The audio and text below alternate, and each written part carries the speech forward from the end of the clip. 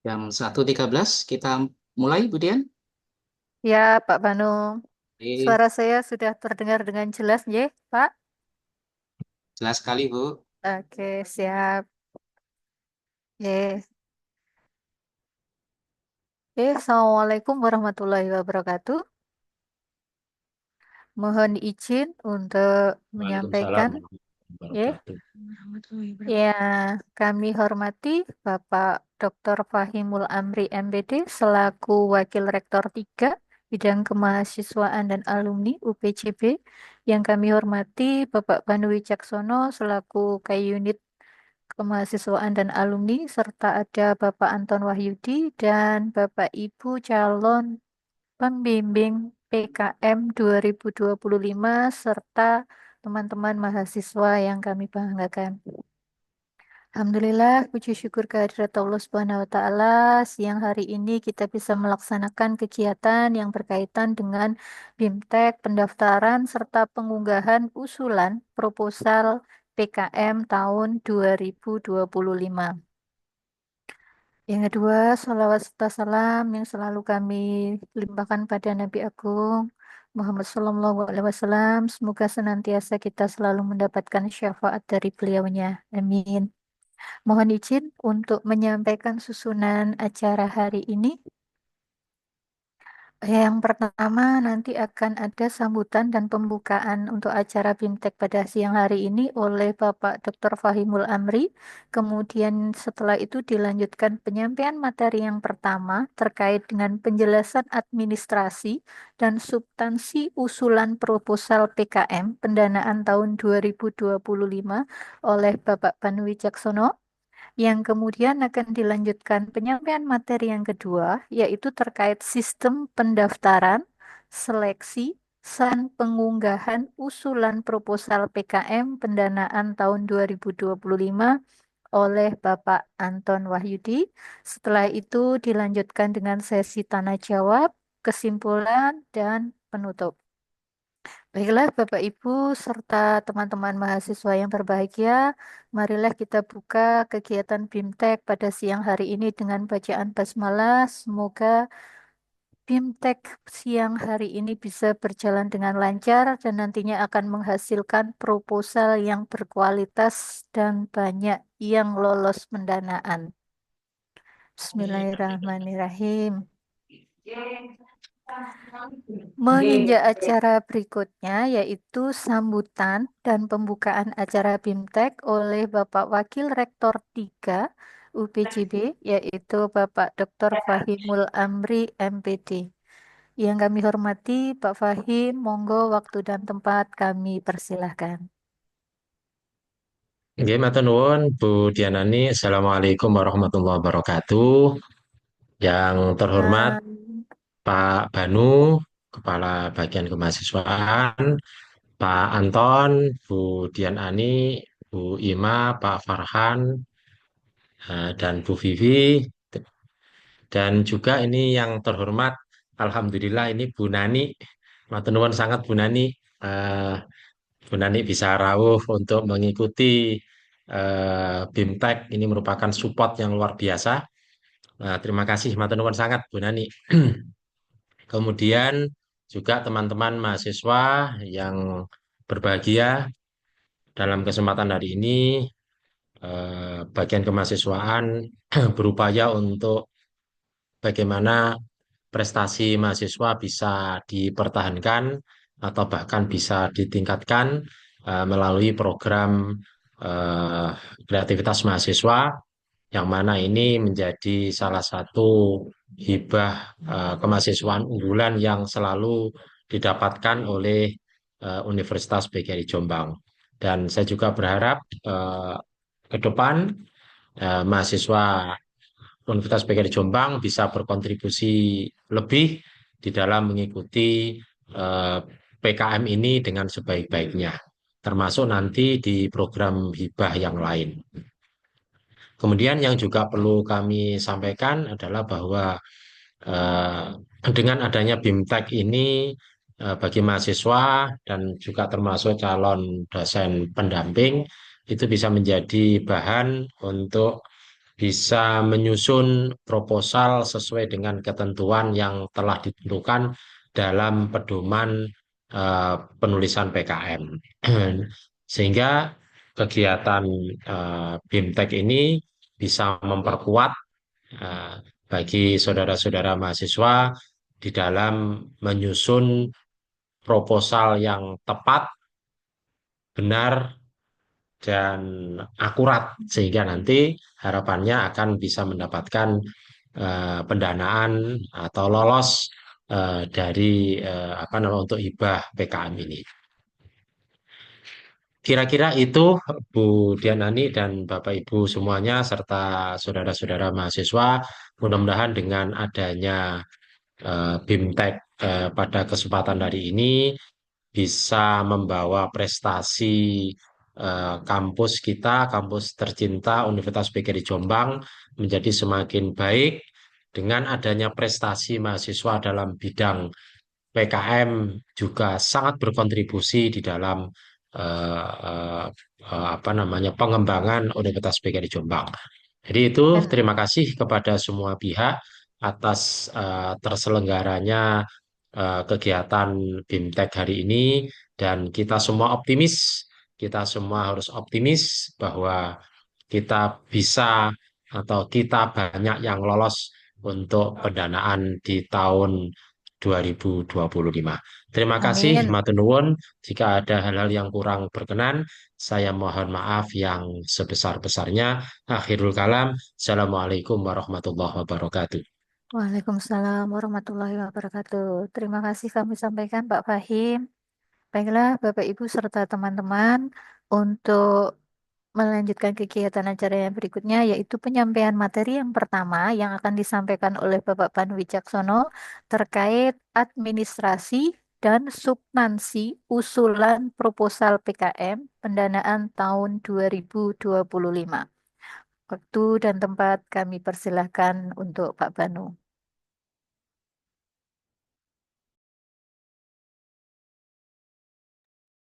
Baik, Matur nuwun Budian, bisa ditangkap PPT saya.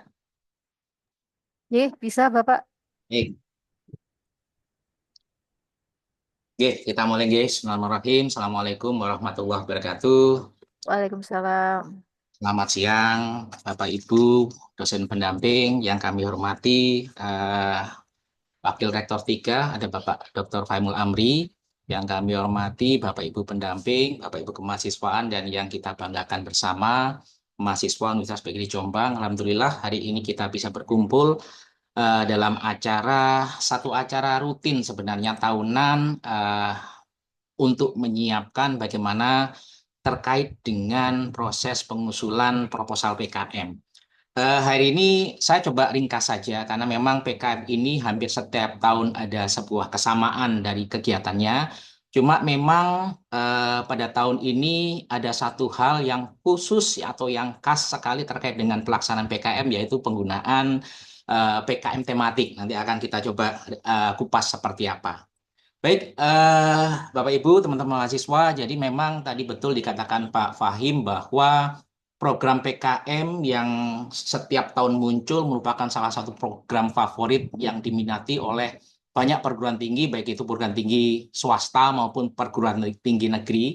Jadi kalau kita melihat dari beberapa apa namanya ringkasannya, jadi PKM ini diikuti oleh 970 perguruan tinggi gitu ya. Jadi ada 529 perguruan tinggi tahun ini ada 2.104 mahasiswa, kemudian ada 41.807 proposal dan sangat luar biasa sekali. Ini kemudian menjadi salah satu barometer bagi prestasi yang terkait dengan kemahasiswaan. Bapak Ibu teman-teman mahasiswa PKM ini juga memang sudah pernah kita ikuti dan setiap tahun kita ikuti dan alhamdulillah pada tahun yang kemarin kita mendapatkan dua penghargaan. Jadi dua penghargaan ini semacam apa ya suatu testimoni bagi teman-teman mahasiswa bahwasanya PKM itu bukan suatu hal yang mustahil untuk kita dapat gitu ya. Terbukti bahwa tahun kemarin kita termasuk salah satu perguruan tinggi yang mendapatkan pendanaan terbanyak dan perguruan tinggi terproduktif dalam hal pengusulan proposal PKM. Jadi memang dari hal ini kita bisa melihat bahwa PKM itu sebenarnya kalau kita melihat secara teliti, PKM itu mudah, tapi beberapa kasus teman-teman sering abai pada saat kita ngomong terkait dengan administrasi. Ini terkait dengan timeline 2025. Untuk lonceng PKM tanggal 5 kemarin ada sosialisasi. Ini yang mendesak kira-kira Bapak Ibu dan teman-teman mahasiswa. Kita otomatis dari timeline yang kita miliki, tanggal 23 Mei itu kita sudah harus mengunggah berita acara.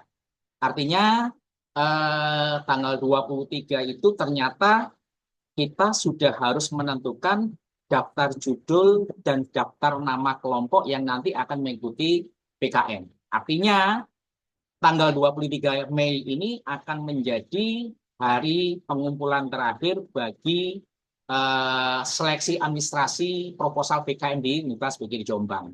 Tetapi nanti untuk pengunggahan akan dibatasi sampai dengan tanggal 2 Mei ya, 30 Mei paling tidak. 30 Mei nanti teman-teman masih bisa mengunggah, tetapi untuk berita acara ini ada satu perubahan dengan tahun-tahun biasanya. Berita acara maksimal tanggal 23 sudah harus kita unggah. Sehingga ini nanti mau menjadi perhatian, otomatis kita nanti punya sekitar 1 minggu untuk memperbaiki proposal kita, baru nanti kita akan adakan review judul dan anggota.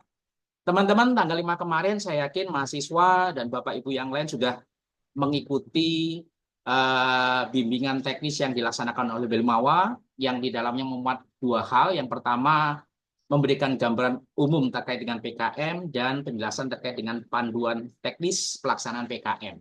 Nah, jika kita lihat ada 10 panduan dalam pelaksanaan dan ada beberapa perubahan yang wajib Bapak Ibu dan teman-teman mahasiswa pahami.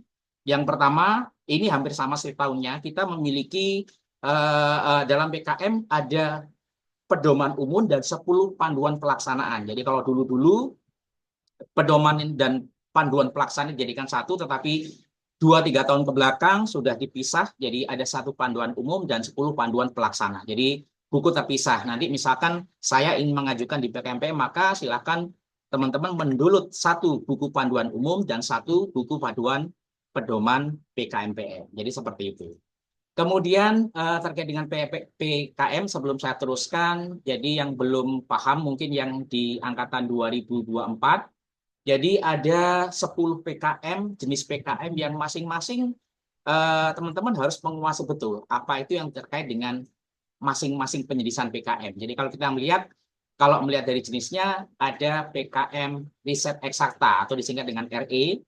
RE ini inti pedomannya. Jadi setiap PKM itu memiliki berbagai macam perbedaan. Jadi kalau yang RE berarti dia berbasis kepada iptek untuk mengungkap informasi baru.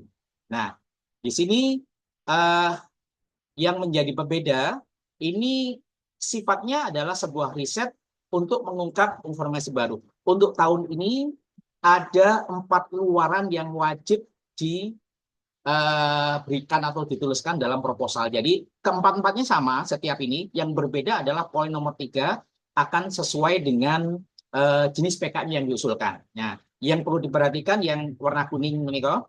Jadi kalau PKM RE mengungkap informasi baru, inti kegiatannya RE itu pengusul atau mahasiswa harus sesuai bidang ilmu. Nah, ini harus untuk ketua ya. Jadi untuk ketua harus sesuai bidang ilmu, luarannya ada 4 paling tidak. Kemudian untuk pendanaan, ini perubahan Bapak Ibu dan teman-teman mahasiswa, kalau kemarin 6-10, tahun ini Belmawa hanya menyediakan dana 5-8 juta. Kemudian RSH atau riset humaniora, tujuan atau inti kegiatannya adalah mengungkap informasi baru. Jadi kalau ini bidang sosial humaniora seni, nah kalau ini juga harus wajib sesuai dengan bidang ilmu yang diajukan oleh mahasiswa. Luarannya juga berbeda 1, 2, 3. Yang nomor 3 hanya yang 3 saja yang akan mengikuti dengan jenis PKM-nya. Untuk PKMK teman-teman nanti akan memproduksi sebuah produk iptek, tidak harus sesuai dengan keilmuannya. nanti yang dibutuhkan adalah buku dokumentasi produk dan aktivitas usaha. Ini yang terbaru untuk yang PKMK. Kemudian untuk PKMPM yang menjadi inti adalah mitranya bersifat non komersial, kemudian ketua tidak harus sesuai dengan bidang ilmu, artinya dia meskipun di eksak kemudian dia mengambil sosial tidak masalah. Jadi kalau kalau PKMPM tidak harus sesuai dengan, tapi nanti untuk pelaksananya, keanggotanya nanti hampir semua PKM itu dianjurkan untuk bisa berkolaborasi lintas bidang. Kemudian untuk buku pedoman mitra ini nanti akan menjadi luaran dari PKMPM. Berikutnya untuk penerapan IPTEK itu mitranya, jadi bedanya antara PKM PM dan ini, kalau PKM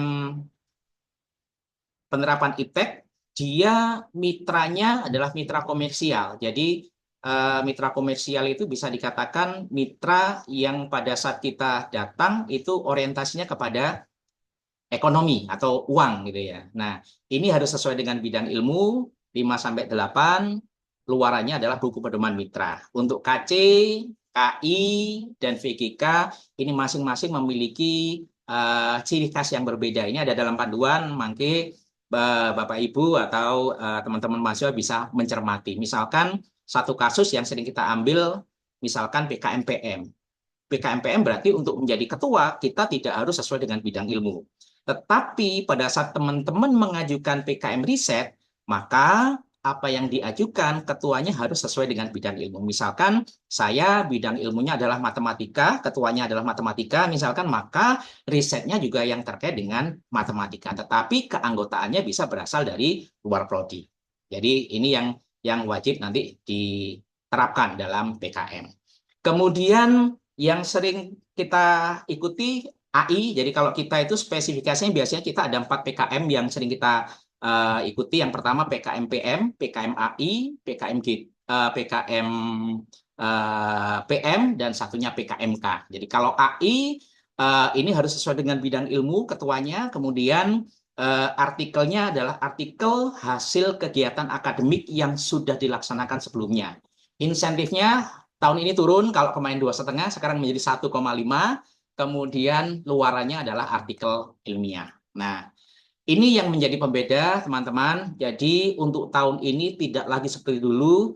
Untuk tahun ini semua pengusulan PKM berbasis kepada 10 program tematik yang diwajibkan. Jadi 10 bidang itu adalah kemandirian pangan, kesehatan gizi masyarakat, ada pencegahan dan pemberantasan korupsi, pemberantasan kemiskinan, pencegahan narkoba. Nah, ini nanti yang wajib dikaitkan. Jadi kalau dulu misalkan kita bebas menentukan PKM sesuai dengan permasalahan, kalau tahun ini semua PKM wajib mengacu kepada PKM tematik 2025 yang sudah ditetapkan. Artinya, di luar tema-tema yang ditetapkan, maka kita tidak akan masuk ke dalam seleksi. Jadi ini perbedaan pertama dari tahun-tahun yang sebelumnya terkait dengan PKM, yaitu tahun ini kita mengusung PKM tematik. Kemudian perubahan kedua, teman-teman mahasiswa, ada perubahan klaster PT. Kalau mungkin dahulu di tahun 2023, klasternya sangat lumayan besar sekali. 2024 mengalami penurunan dan 2024 mengalami penurunan. Kalau tahun kemarin kita masuk di klaster 5, sekarang kita naik klaster di klaster ke-4. Jadi tetapi untuk jumlah artikelnya atau jumlah proposalnya juga mengalami penurunan. Untuk tahun ini yang klaster 4 hanya 50 PKM 8 bidang, 10 AI, dan 10 GFT. Kalau GFT ini jarang kita ada teman-teman masih yang mengusulkan. Jadi yang kita pakai biasanya 50 PKM 8 bidang dan 10 AI. Jadi sangat banyak penurunan. Kalau dulu ada 400 jumlah di klaster 1, sekarang klaster 1 hanya 240. Sehingga otomatis terjadi seleksi yang lumayan ketat. Kalau dulu kan misalkan perguruan tinggi negeri yang memiliki klaster 1 biasanya itu punya 400 proposal, tapi sekarang dibatasi separuhnya menjadi 240. Artinya apa? Ada pemerataan kuota bagi PT-PT yang tidak memiliki klaster yang tinggi. Artinya kesempatan untuk didanai juga akan semakin tinggi bagi PT-PT yang klaster rendah. Berikutnya, kalau kita singkat, ini adalah perubahan PKM yang ada pada tahun ini. Yang pertama, Bapak Ibu dan teman-teman, untuk daftar isi ada daftar lampiran. Kalau dulu lampiran tidak wajib, tetapi untuk tahun ini wajib menyertakan lampiran pada daftar isi. Jadi daftar isi nanti setelah ada daftar isi di bawah nanti ada daftar lampiran. Nah, yang lain daftar gambar dan daftar tabel ini jika ada disampaikan atau ditulis, tapi kalau tidak ada tidak usah ditulis. Tapi yang wajib ditulis adalah daftar lampiran. Kemudian yang kedua ada tambahan lampiran. Kalau dulu yang wajib uji similaritas adalah PKM AI, sekarang semua PKM 10 bidang tadi wajib melalui hasil uji periksa simulasi proposal. Jadi ini yang menjadi pembeda. Jadi kalau dulu hanya AI, sekarang semua PKM semua PKM wajib melakukan uji similaritas. Yang diujikan nanti teman-teman tidak usah semua. Nanti kalau semua berarti akan ada beberapa kesamaan dengan yang lain. Jadi yang diunggah untuk lampiran uji periksanya adalah dari halaman inti, jadi tidak termasuk lampiran. Jadi halaman inti saja, kemudian hasil dari uji Turnitinnya, kalau misalnya menggunakan Turnitin, maka itu dilampirkan dalam lampiran akhir. Jadi hasil ujinya dilampirkan di dalam lampiran. Ini yang baru. Harus dikaitkan dengan 10 tema yang tadi sudah kita bahas. Kemudian nama lampiran PKMK, PKMKI, nomor 3 ada perubahan. Jadi daftar lampiran ada perubahan. Nanti akan kita bahas satu persatu untuk perubahannya. Kemudian sekarang Bapak Ibu dosen yang mendampingi ada perbedaan. Kalau dulu semua dosen yang ber-NIDN bisa membimbing, tetapi khusus mulai tahun 2025, dosen yang mendampingi PKM hanya dosen yang sudah memiliki NUPTK. Nah, ini yang berbeda. Nanti juga indikasinya pasti pada saat pengesahan itu juga wajib menuliskan NUPTK. Kemudian secara pelaksanaan, kalau dulu sebulan sekali ada iklan, tetapi sekarang diwajibkan cuma 3 kali. Ya, ini ada sedikit perubahan. Dana pasti berubah, kalau kemarin 6-10 juta, kalau sekarang 5-8 juta. Nah, nanti mohon dicermati beberapa poin terkait tabel jadwal kegiatan. Kalau dulu persen penanggung jawab, sekarang menjadi penanggung jawab. Jadi ini wajib, teman-teman. Jadi kalau misalkan masih tulisannya persen penanggung jawab, sekilas dilihat pasti dibuang. Jadi nanti kita akan lihat bahwa PKM itu kalau tidak sesuai dengan template-nya, maka dia akan dibuang, tidak diterima gitu ya. Jadi secara seleksi administrasi dia sudah gagal. Kemudian ada surat pernyataan ketua pengusul, ada perubahan. Kalau dulu judul di bawah, sekarang dinaikkan di isiannya. Jadi ini kira-kira yang perubahan terkait dengan administrasi PKM untuk tahun 2025. Nah, ini yang berubah. Kalau dulu yang saya katakan tadi ada persen penanggung jawab, sekarang hanya penanggung jawab. Jadi ini mohon tidak menjadi satu hal yang sepele ya teman-teman, karena secara umum saringan pertama yang tidak meloloskan 70% keseluruhan proposal itu adalah kesalahan administratif. Jadi kesalahan administratif itu apa? Kesalahan penulisan sub seperti yang tidak sesuai dengan template. Misalkan di sini masih menggunakan model lama, ada persen penanggung jawab, sedangkan sekarang adalah penanggung jawab, ini sudah dibuang.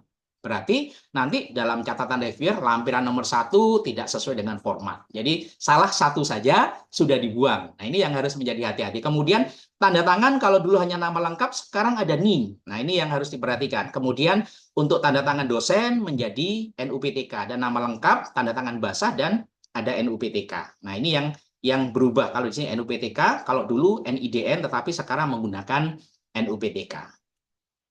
Kemudian untuk surat pernyataan tim pengusul, ini saya kata tadi judul kalau dulu di bawah di bagian pernyataan, kalau ini di bagian identitas. Jadi kalau yang tahun ini judul dinaikkan di sini, sehingga nanti mohon pada saat betul-betul mengerjakan lampiran teman-teman betul-betul melihat pada standar buku pedoman yang diminta.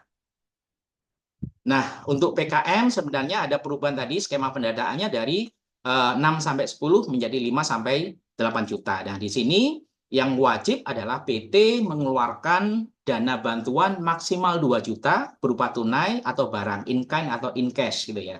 Nah, dari pihak lain maksimal 1 juta. Misalkan kita bisa kerjasama dengan pihak lain itu diperbolehkan tetapi dengan dana maksimal 1 juta rupiah atau berupa in kind atau in cash. Jadi ini yang 58, yang untuk yang insentif juga penurunan, kalau dulu 2,5 sekarang menjadi 1,5 juta. Kemudian ini yang baru Bapak Ibu teman-teman mahasiswa, satu mahasiswa sekarang hanya diperkenankan untuk mengikuti satu jenis PKM. Artinya tidak ada lagi double funding pada program pelaksanaan Belmawa. Ini berlaku tidak hanya bagi PKM, tetapi juga bagi program-program Belmawa lain seperti P2MW dan PPK Ormawa. Jadi teman-teman yang mengikuti PKM maka tidak lagi diperbolehkan untuk mengikuti P2MW dan PPK Ormawa. Atau teman-teman yang mengusulkan di PPK Ormawa tidak boleh mengusulkan di PKM atau P2MW.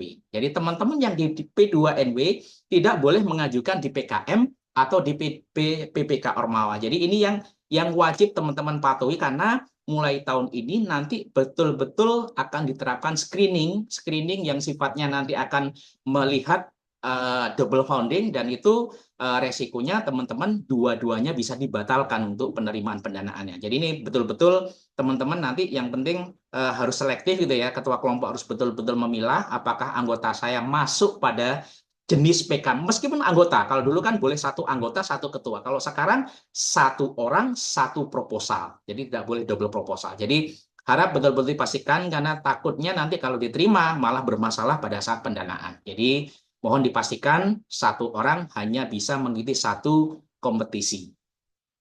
AI similaritas bisa menggunakan Turnitin dengan kadar indeks similaritas maksimal 25%. Nah, kalau semisal masih di atas 25%, maka teman-teman silakan melakukan paraphrasing gitu ya, kemudian nanti akan dicek ulang yang diunggah nanti yang sudah mencapai indeks maksimal similaritasnya adalah 25%. Jadi ini wajib bagi semua PKM.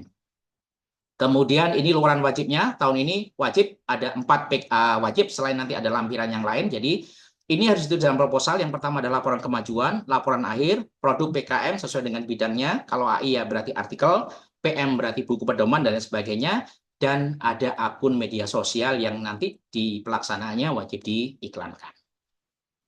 Kemudian untuk terkait dengan format RAB tidak ada perubahan, cuma nanti antara format RAB di bab 4 nanti harus sama dengan format yang ada di justifikasi anggaran dalam lampiran. Artinya dana yang ini itu adalah merupakan salinan dari justifikasi anggaran yang ada dalam lampiran. Jadi Belmawa berapa, kalau Belmawa memastikan 8 juta, perguruan tinggi berapa, instansi lain, dan ini jumlahnya harus sama dengan apa yang ada dalam justifikasi anggaran. Kemudian terkait dengan anggaran, hampir sama dengan yang tahun sebelumnya, ada beberapa anggaran yang tidak boleh, misalkan honorarium, konsumsi, kemudian HR, dosen pendamping, narasumber, sewa laptop, sewa kamera, ponsel, handycam, ini tidak diperbolehkan. Termasuk jika teman-teman membeli alat atau bahan, tidak boleh lebih dari 1 juta per item. Artinya kalau misalkan bisa diecek, silahkan diecek. Kemudian tidak boleh beli flash disk, paket kuota tidak lebih dari 100.000, boleh masih tetapi tidak boleh dari 100.000 per bulan, per tim ya, bukan per orang tapi per tim. Kemudian ini masih boleh karena kadang kita masih tapi amannya tidak dimasukkan, tidak ada masalah. Kemudian di sini ada biaya publikasi maksimal untuk konten media sosial, pengiklannya tidak lebih dari 500.000. Jadi 500 ini untuk 3 kali maksimal ya, 3 kali iklan. Jadi dibatasi 500.000. Tapi untuk GFK masih penyewaan kamera diperbolehkan karena apa? Karena kamera dianjurkan yang memiliki resolusi yang nggak tinggi, sehingga kemungkinan juga butuh. Kalau VGK masih diperbolehkan, tetapi untuk PKM yang lain tidak diperbolehkan untuk penyewaan kamera dan stabilizer. Berikutnya untuk pendanaannya, saya rasa ini hampir sama ya. Jadi 80% untuk operasional, kemudian 20% untuk administrasi. At cost semua untuk biaya perjalanan masih diperbolehkan, tapi hanya lokal dalam kota. Kalau di luar kota tidak diperbolehkan kalau PKMK. Nah, ini adalah poin-poin dari keuangan yang nanti bisa dimasukkan di dalam anggaran. Begitu juga dengan PKM-PKM yang lain, saya rasa kalau ini jelas ada di buku pedoman. Kemudian yang tidak boleh di sini adalah HR, tadi sudah kita bahas, HR baik itu untuk sewa atau dosen atau narasumber ini tidak boleh dianggarkan. Kemudian sewa komputer seperti yang kita tadi paparan tadi ya. Jadi hal-hal ini kemudian durasi les sewa. Nah, ini yang sering teman-teman. Untuk sewa lisensi terkait dengan aplikasi tidak boleh melebihi dari 6 bulan. Jadi kalau misalkan teman-teman langganan misalkan dalam 1 tahun, nah ini berdampak nanti teman-teman pasti nanti diminta untuk mengembalikan atau nanti kemungkinan dananya akan dikurangi. Jadi ini harus betul-betul dipatuhi. Kemudian kita akan coba melihat bagaimana ulasan untuk mendapat pendanaan. Nah, yang pertama mungkin yang teman-teman masih harus pahami bahwa pada saat teman-teman menulis PKM, kunci utama dari PKM adalah bagaimana kemudian proposal yang kita susun itu tidak hanya sampai lolos didanai, tetapi betul-betul kita harus memikirkan secara jauh, apakah ini layak nanti apabila kita masuk PIMNAS. Nah, ini yang mungkin nanti wajib teman-teman lakukan pada saat teman-teman ingin mencapai muara akhir dari PKM yaitu ke PIMNAS. Jadi PIMNAS ini harus dipikirkan sejak awal pada saat teman-teman menyusun proposal. Kenapa? Karena 60% nilai kita sudah keluar dari proposal yang kita ajukan di awal. Sehingga proposal inilah nanti yang akan menjadi guideline kita untuk menuju PIMNAS. Pada saat proposal bisa menunjukkan kelebihan dibanding kekurangan dan di situ kita bisa melihat poin yang sangat positif, maka itu adalah salah satu akses kita atau kunci kita menuju ke PIMNAS. Sehingga nanti kalau menyusun proposal, usahakan betul-betul bahwa PKM atau bidang PKM atau proposal yang kita ajukan betul-betul layak dan bisa sampai ke PIMNAS. Jadi ini harus menjadi tantangan dari awal. Jangan hanya saya membuat ini kemudian proposal tidak, tapi ini kira-kira masuk nggak ya sampai PIMNAS gitu ya. Jadi ini patut dipertimbangkan di awal. Kemudian apa yang harus kita lakukan untuk lolos pendanaan?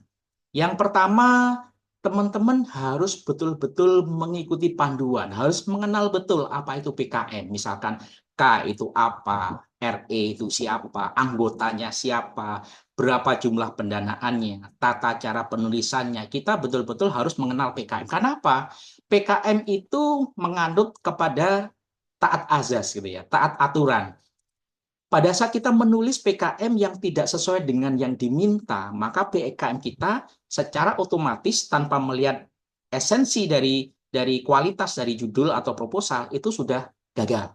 Nah, ini yang harus kita tahu bahwa ada 2 tahapan seleksi proposal PKM. Jadi kita harus sadar betul. Yang pertama adalah tahap 1 dan tahap 2. Tahap 1 ini dinilai oleh 1 orang penilai, tahap 2 dinilai oleh 2 orang. Nah, baru nanti akan lolos oleh tahap berikutnya, tim Belmawa dan tim pakar akan menentukan passing grade bagi masing-masing proposal. Nah, dari tahap 1 sampai dengan tahap 2, ini lumayan banyak yang gugur. Artinya, ternyata kalau kita melihat dari review beberapa hasil PKM yang diulas oleh teman-teman dari Belmawa, hampir sebagian proposal mahasiswa itu gagal di administrasi. Nah, kita lihat taat azas. Jadi betul-betul kunci keberhasilan adalah taat azas. Artinya apa? Teman-teman harus sesuai dengan buku pedoman PKM. Jadi jangan pernah lepas dari buku pedoman.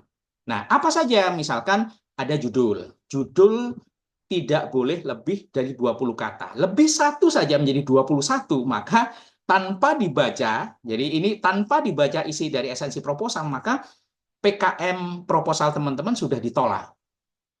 Baru nanti masuk kreativitas, nah ini ada format penulisan harus sesuai.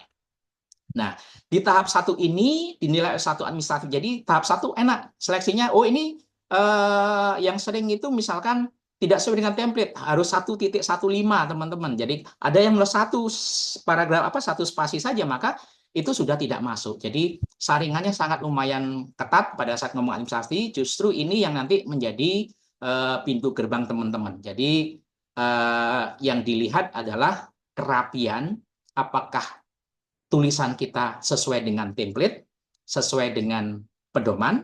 Ini harus kita nilai dulu. Baru masuk ke esensi yang sifatnya substantif. Isi itu nanti di tahap 2. Jadi kalau tahap 1 gagal, maka tahap berikutnya pasti gagal. Jadi administrasi dulu yang harus dipenuhi. Makanya kalau di kami, Bapak Ibu reviewer yang mereview proposal PKM, kami selalu menitik beratkan pada aspek administrasi di awal. Apa saja? Ya ini beberapa. Tidak ada kesalahan administrasi atau format gitu ya. Satu saja kesalahan yang berbuat maka tidak akan lolos seleksi. Saya akan coba tunjukkan Bapak Ibu dan teman-teman mahasiswa, ini adalah dari salah satu akun reviewer gitu ya. Jadi kalau reviewer PKM, kalau kita punya 2 reviewer yang pernah kita daftarkan. Jadi ada Pak Safiil dan Pak Farhan. Nah, di akun beliau-beliau yang sebagai reviewer, prosesnya seperti ini. Setelah melalui pengumpulan proposal, maka Bapak Ibu reviewer akan distatuskan di tahap evaluasi tahap 1. Nah, isinya seperti ini. Jadi misalkan anggota, misalkan PKM Torakur, tomat rasa kurma, berarti K. K itu tidak sesuai dengan bidang. Nah, kita lihat.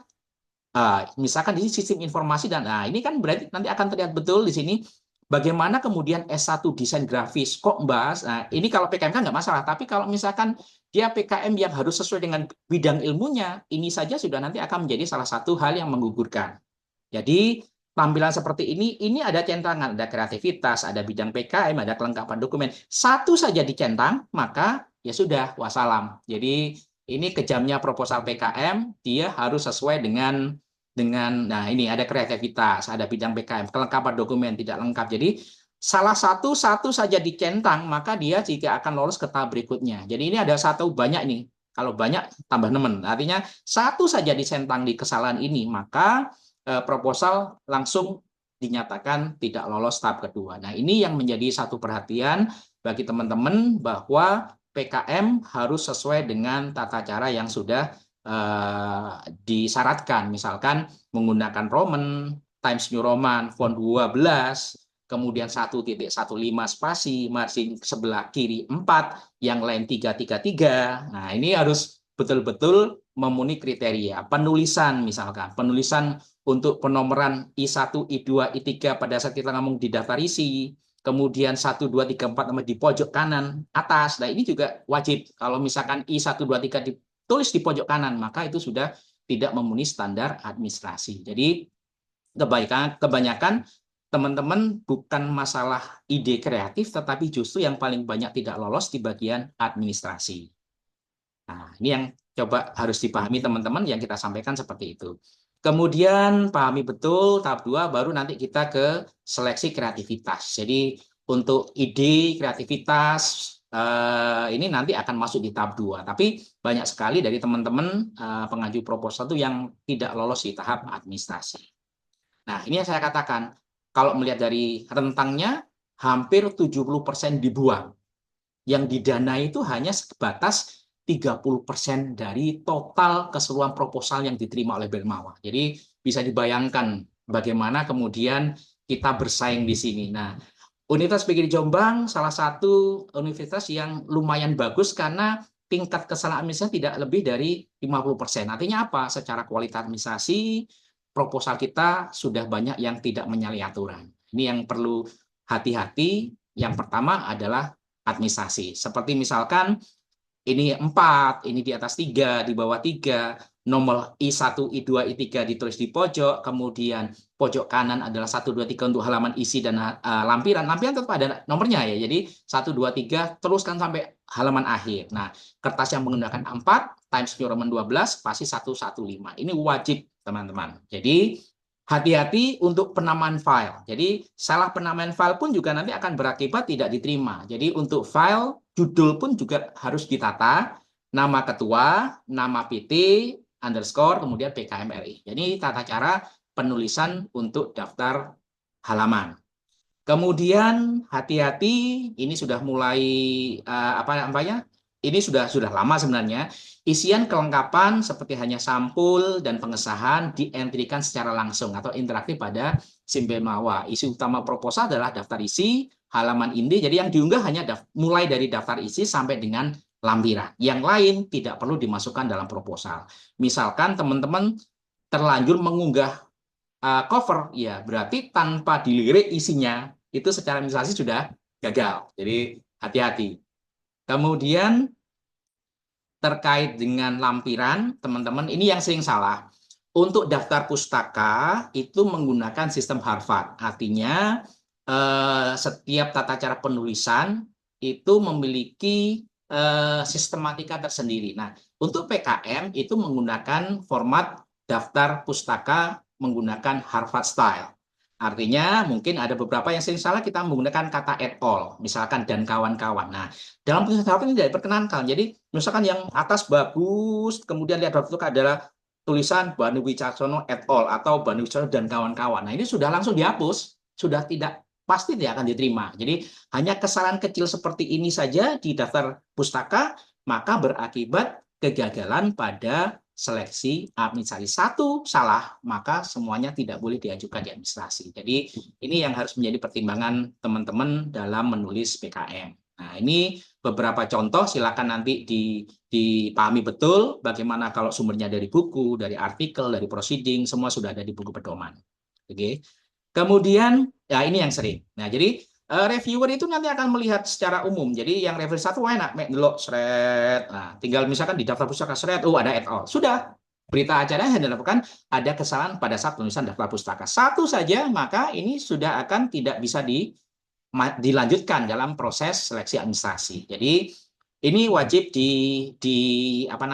dipatuhi. Kemudian yang sering dilakukan di sini ada cropping lokal. Jadi pada saat PDF itu kalau misal teman-teman melakukan cropping lokal di tanda tangan, maka dia akan pada saat diklik di sini maka akan timbul kotaan yang nanti bisa terlihat dengan jelas. Nah, ini hati-hati. Maka teman-teman seharusnya melakukan tanda tangan basah, kemudian nanti baru di scan. Jadi ini kan kelihatan. Nanti begitu ini kelihatan di titik ada diklik saja sudah kemudian sudah kotak, ya itu berarti gagal, langsung gagal. Jadi sangat hati-hati betul dengan ini. Misalkan sering yang salah di sini adalah RE, padahal dia mengajukan di PKM PM-nya. Kadang hanya copy paste dari teman-temannya, kemudian lupa merubah format pengajuan PKM apa yang dia ajukan. Kalau misalkan RE ya RE, kalau K ya K. Kadang kan copy paste-nya itu kebablasan, jadi asal tanda tangan saja. Nah, ini yang saya katakan ada nama lengkap dan NIM untuk tahun ini, ada nama lengkap dan dosennya bukan menggunakan IDN tapi menggunakan NUPTK.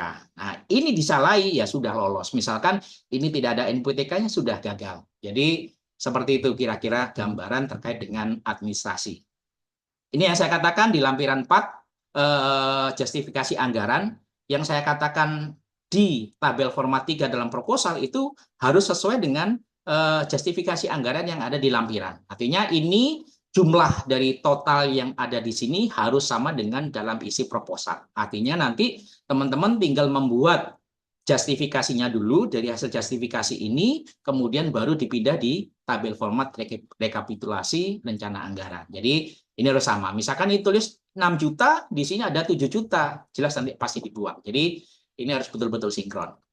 Kemudian ini yang sering salah, alokasi jam per minggu ya. Kalau misalkan ini dalam jam, misalkan tinggal tulis 4, 3, 2, kita cukup. Jadi alokasinya tidak ada lagi, ini sudah dalam jam per minggu, misalkan Pak, saya 1 minggu itu ada 4 jam, ya tulis saja 4.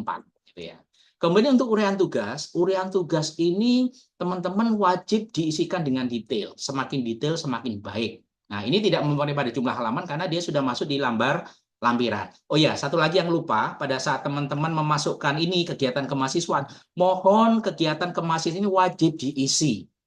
Kebanyakan teman-teman yang lolos itu karena mengisi di kegiatan kemahasiswaan. Nah, apa yang diisikan tidak harus muluk-muluk. Teman-teman misalkan pernah ikut PKKMB, ditulis saja jenis kegiatan PKKMB, status peserta, kapan pelaksanaannya. Teman-teman pernah ikut diklat HMP, itu bisa dituliskan di sini. Yang penting isi saja, jangan sampai tidak diisi. Jadi untuk kegiatan kemahasiswaan wajib diisi.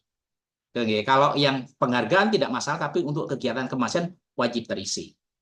Begitu juga dengan ini yang tadi dirubah, ada susunan pernyataan ketua. Kalau dulu judulnya, sekarang judul dinaikkan. Jadi judul tidak boleh menggunakan akronim atau singkatan tidak baku, 20 kata, dan dia sekarang posisinya dimasukkan di dalam identitas di sini. Jadi kalau dulu kan dimasukkan di klausul, tapi ini sudah terpisah. Jadi ini nanti mohon menggunakan template atau format terbaru. Nah, ini yang membedakan beda antara masing-masing PKM.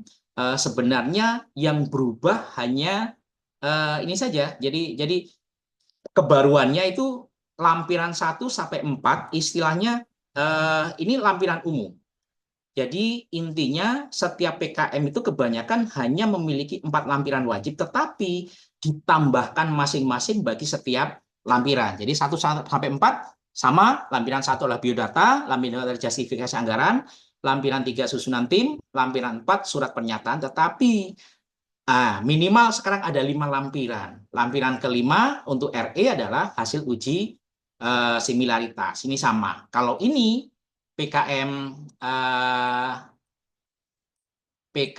PM itu ada lampiran surat pernyataan kesediaan mitra dan denah. Ya, ini wajib. Misalkan lampiran ini tidak diberikan, maka sudah gagal. Jadi ikuti petunjuk, ikuti pedoman, semuanya sudah lengkap ada di pedoman.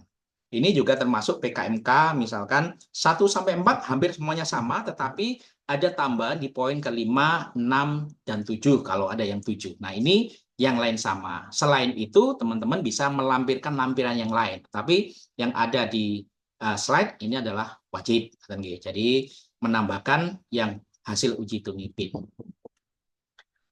Sedikit pembahasan yang kita bahas cuma 4 PKM ya. Misalkan ini tipsnya, misalkan di riset.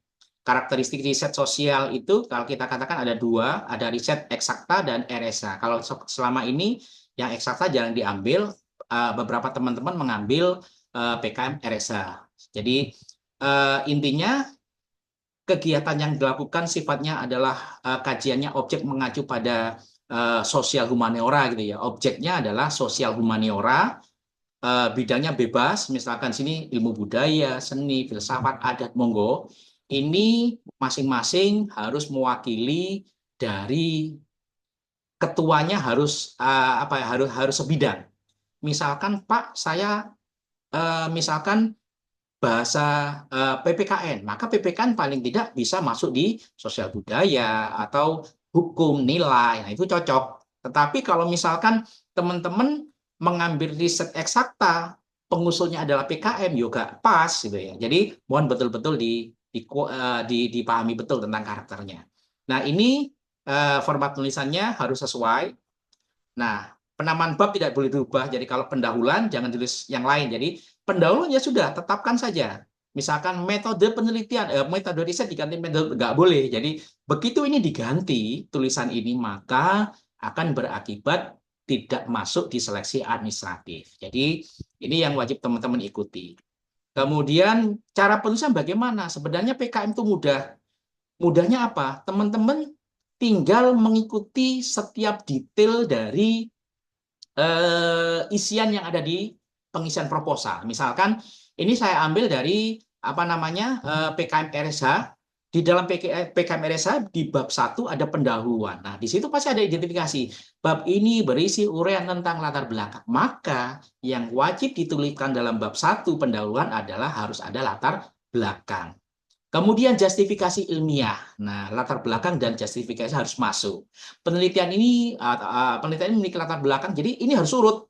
Apa yang diminta itu yang nanti akan diberikan oleh teman-teman. Baru kedua, kita lihat selain itu permasalahan, harus ada permasalahan diteliti.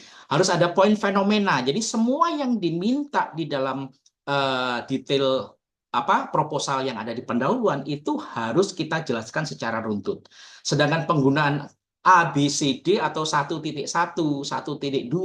itu tidak ada aturan yang mengharuskan. Artinya bisa kita menggunakan subbab atau kita bisa menggunakan tanpa subbab. Intinya semua poin yang ada di dalam bab pendahuluan ini wajib kita tuliskan di dalam proposal. Jadi seperti itu teman. Jadi tinjauan pustaka misalkan bab ini mengkolaborasi dan menjelaskan teori serta konsep. Berarti di sini yang dibutuhkan adalah teori tinjauan pustaka. Nah, ini yang nanti wajib teman-teman ikuti pada saat menuliskan proposal. Jadi kalau misalkan beberapa tahun ini kita menyediakan template, ya template itu kita ambil dari pedoman yang ada di buku panduan. Jadi kalau misalkan tinjauan pustabab ini mengelaborasi, nah sudah, ini yang diminta berarti ini yang dituliskan. Jadi sedangkan subnya itu berupa pilihan. Metode riset misalkan. Dalam metode riset tidak boleh diganti dengan metode penelitian. Jadi wajib menggunakan bab 3 metode riset. Nah, kita lihat bab ini menggunakan metode riset. Apa yang harus muncul? Ada lokasi riset. Maka ini harus kita masukkan di dalam metode riset. Ada desain. Desain kita masukkan. Kemudian ada objek. Maka objek yang jadi apa yang diminta di dalam buku pedoman, maka ini yang akan kita masukkan di dalam proposal kita. Jangan sampai kehilangan satu poin pun. Jadi ini cara kita menulis, dan ini nanti kalau kita menghilangkan satu poin maka alurnya nanti akan kehilangan. Artinya ya nanti paling tidak teman-teman harus menyesuaikan apa yang diminta dalam proposal dalam buku pedoman, ya berarti ini nanti akan kita masukkan di dalam proposal. Untuk dana 80% operasional, 20% administrasi, ini sudah seperti biasa. Kemudian lampirannya, nah boleh melampirkan pedoman wawancara. Ada lampiran wajib kalau di dalam apa namanya PKM RSH wajib menyampaikan kuesioner atau pedoman. Nah, ini berbeda di PKM yang lain. Jadi setiap PKM masih punya ciri. Nah, kalau di RSH di lampiran 5 wajib menyertakan pedoman kuesioner atau pedoman wawancara yang digunakan dalam penelitian atau risetnya. Berikutnya ada PKMK. PKMK juga sama, ini subbab yang ada dalam apa buku pedoman ini juga tidak boleh dirubah. Jadi gambar umurnya misalkan dirubah ini nggak boleh dirubah. Jadi ini wajib ada, kemudian daftar isi ditulis, nanti setelah itu ada daftar gambar, daftar, nah ditulis juga ada daftar daftar lampiran. Jadi daftar lampiran ditulis dalam daftar isi dan daftar lampiran. Kemudian pendahuluan sama. Kalau PKMK itu kan membuat latar belakang. Nah, berarti ini adalah latar belakang yang diminta. Kemudian potensi, kita masukkan potensi peluang pasar. Tema PKM disambutkan dengan PKM, relevansi dengan PKM. Ada keunikan, spesifikasi. Ya, ini yang nanti akan kita tulis di dalam proposal PKMK. Sehingga sebenarnya PKM itu adalah sesuatu yang sangat mudah kalau kita betul-betul memahami ciri khas dari masing-masing PKM dan kita taat azas sesuai dengan buku pedoman. Begitu juga dengan gambar umum rencana usaha. Ya sudah, gambar umumnya. Nah, ini yang diminta berarti nanti inilah yang nanti akan dituliskan di dalam proposal. Jadi metodenya begitu. Bab ini menjelaskan tentang teknik calon buat proyek komunitas usaha dan berarti ya ini yang kita masukkan. Jadi apa yang diminta dalam proposal berarti itu yang nanti akan kita jelaskan di dalam proposal. Jangan sampai tidak dijelaskan. PM ini intinya non-profit, teman-teman. Nanti saya ini sudah paham semua. Kalau aturannya tidak ada perubahan, ruang lingkup PM intinya adalah dalam bentuk sebuah mitra, merupakan sebuah bentuk solusi dari permasalahan. Ingat, semua PKM itu bersumber pada masalah gitu ya.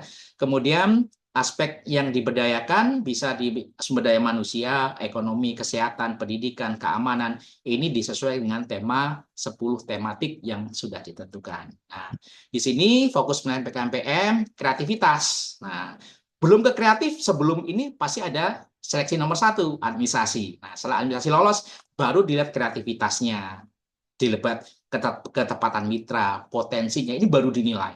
Tapi kalau kita sudah salah di administrasi, poin-poin ini tidak akan dinilai. Jadi poin yang ini adalah kreativitas, ketepatan mitra, dan potensi program. Ini PKM. Nah, yang perlu diperhatikan PKM PM itu tidak harus desa gitu ya, tidak harus dilakukan oleh desa, tidak harus kelompok masyarakat secara besar. Artinya sebenarnya satu kelompok kecil sekitar 8 sampai 10 orang sebenarnya sudah cukup untuk dijadikan sebagai mitra.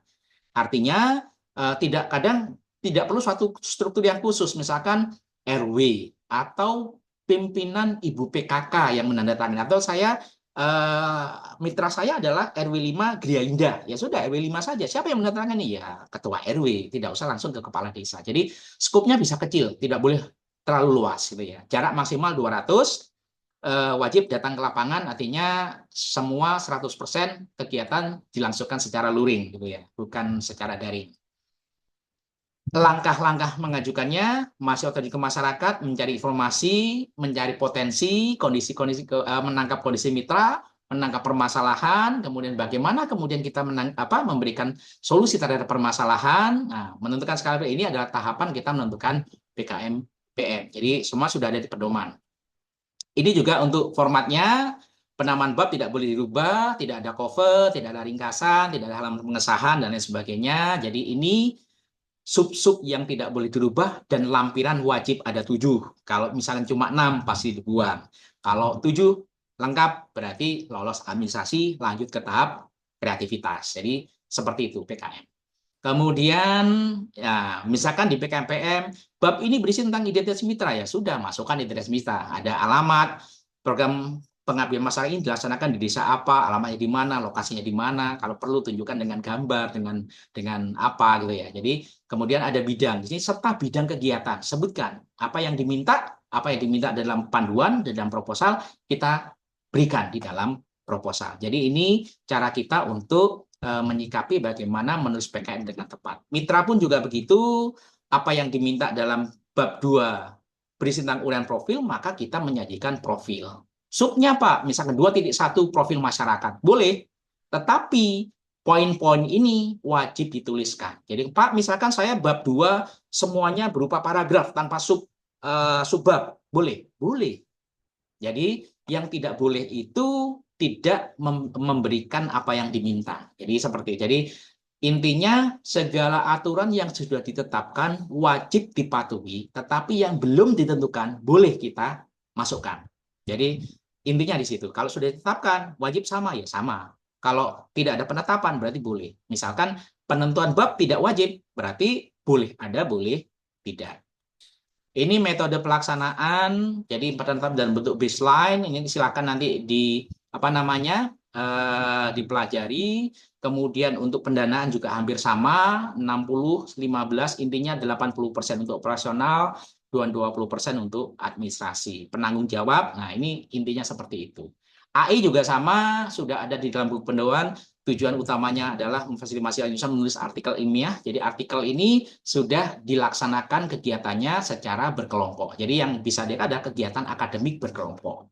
Fokusnya menumbuhkan kemampuan menulis. Jadi kalau misalkan artikel ilmiah nanti bentuknya beda dari proposal yang sebelumnya. Kalau bentuk AI itu sama dengan pedoman, yaitu dalam bentuk artikel. Nah, sumber penulisan bisa dari KKN, bisa magang, praktik lapangan, dan lain sebagainya. Bukan naratif review, dan terdiri dari 8 sampai 15. Ini sedikit berbeda dari PKM yang lain. Saya rasa itu mungkin nanti kita bisa di sesi tanya jawab. Teman-teman informasikan untuk hal yang terkait dengan pedoman, Bapak Ibu atau teman-teman mahasiswa bisa mengakses link /PKM min UPJP huruf besar semua. Semua materi ada di sini, silakan nanti dipelajari. Saya rasa begitu. Sementara Budian, terima kasih. Saya akhiri. Assalamualaikum warahmatullahi wabarakatuh.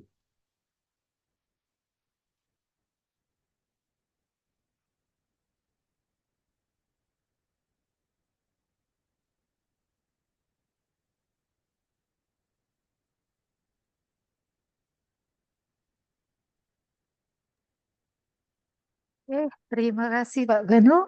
Kita lanjut dulu Bapak Ibu serta teman-teman untuk melanjutkan materi yang kedua yang akan disampaikan oleh Bapak Anton Wahyudi berkaitan dengan sistem pendaftaran, seleksi, dan pengunggahan usulan proposal PKM pendanaan tahun 2025. Waktu dan tempat kami persilakan, Anton. Ya, terima kasih Budian atas waktunya. Sebelum saya mulai, tes dulu Bu, suara saya terdengar merdu atau syahdu apa tidak ini Bu? Syahdu sekali ini. Ya, terdengar ya. Ya. Oke. Cuma ini Slide-nya sudah terbuka? slide sudah terbuka. Oh, sudah. Ya. Baik, saya buka dulu. Assalamualaikum warahmatullahi wabarakatuh.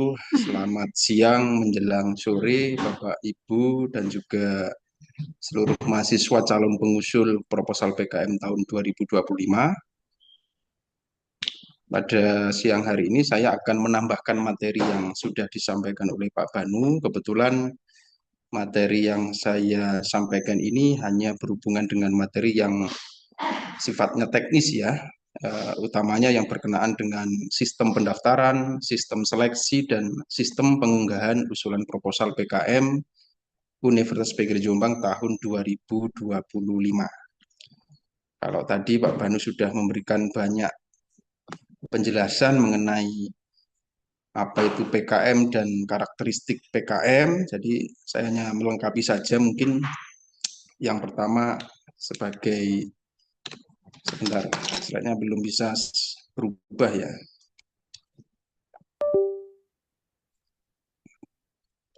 Slide-nya terlihat ya Bu Diani? Masih slide yang pertama. Slide 1, belum Ya, berpindah yang ya? belum Belum beranjak ya? ke slide berikutnya. Ini Saya memang masih mencari tahu apa penyebabnya.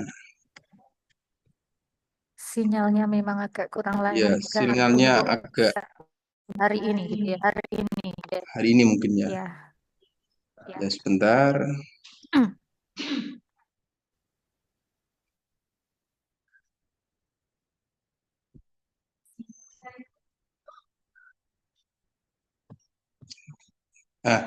Oke, terlihat ya. Oke, kalau tadi Pak Banu sudah memberikan pencerahan terkait dengan apa itu PKM dan apa saja karakteristik dari skim-skim PKM yang ada di buku pedoman. Jadi ini sebagai pembuka, saya mengutip satu kalimat yang disampaikan oleh Steve Jobs ya, yang berhubungan dengan kreativitas. Karena apa? Karena kalau kita berbicara mengenai PKM, utamanya eh, usulan program kreativitas mahasiswa, yang perlu kita ketahui atau kita tekankan terlebih dahulu adalah apa makna dari kreativitas. Karena titik tekannya di usulan hibah PKM adalah kreativitas.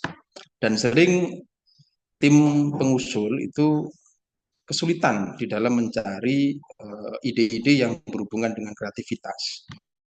Kalau Steve Jobs mengatakan bahwa kreativitas hanyalah menyambungkan sesuatu, sebenarnya ini bisa kita hubungkan dengan ide-ide yang bisa kita pilih atau kita jadikan sebagai gagasan untuk membuat proposal. Karena hakikatnya kalau biasanya saya menyebut kita bisa kreatif kalau kita merasa krisis gitu ya. Jadi kalau kita mau kreatif ya kita harus krisis dulu.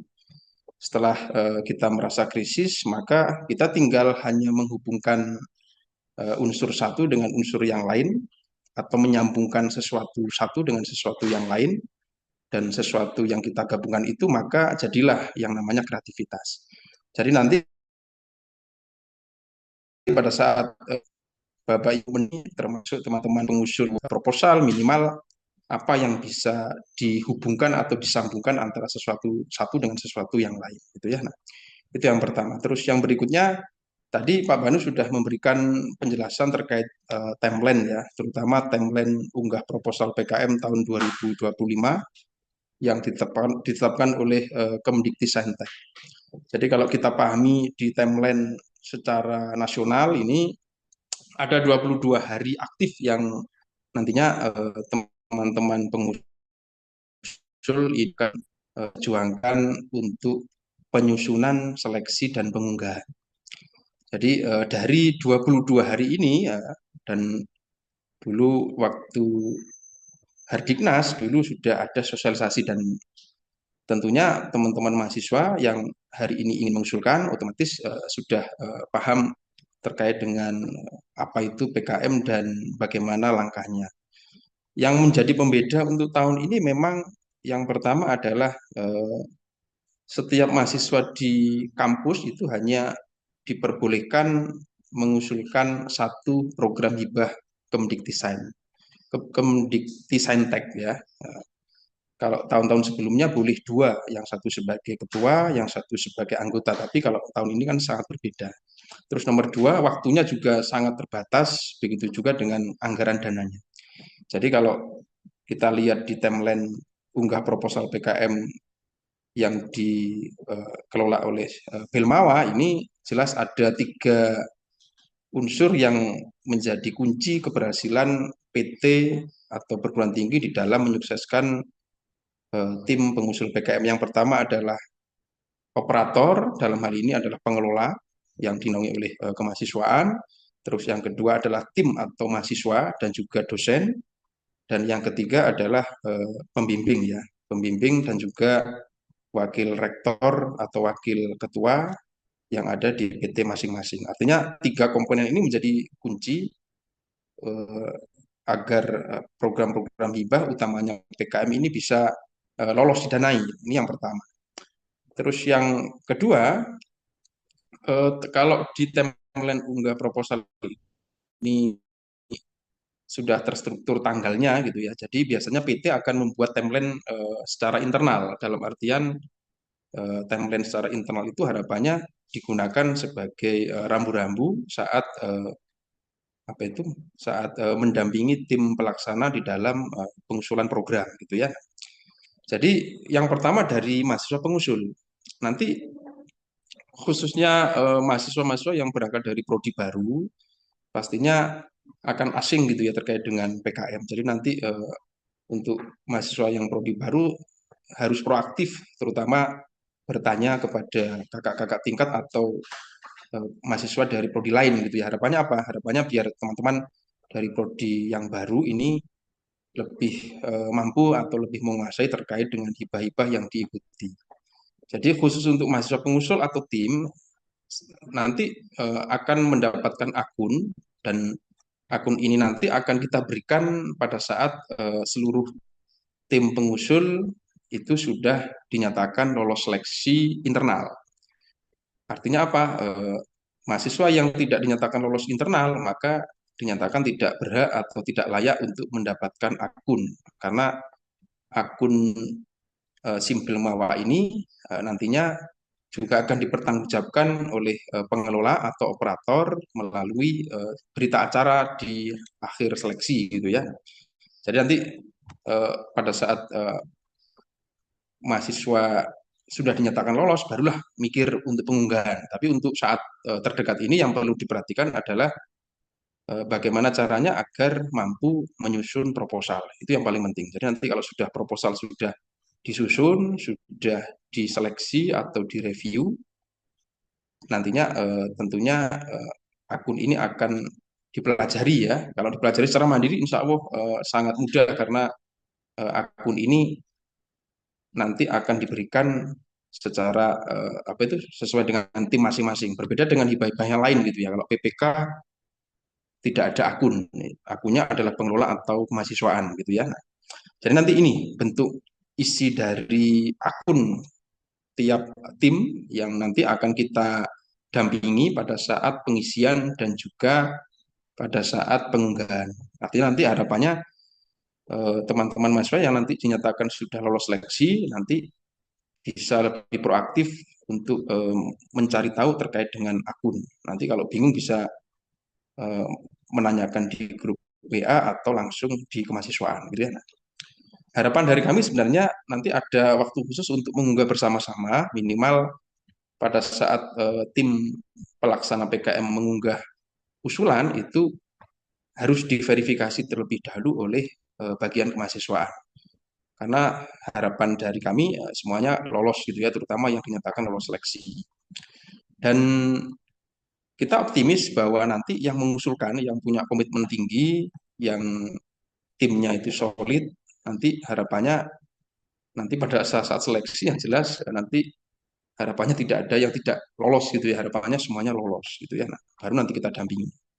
Jadi ini bentuk dari akun yang nanti akan dimiliki atau dikelola oleh tiap-tiap tim gitu ya. Nah, sampai masa pelaporan gitu ya. Nah, di materi yang saya buat sebenarnya hanya satu slide gitu ya. Tadi hanya sebagai pengantar gitu ya. Karena materi yang saya buat ini berhubungan dengan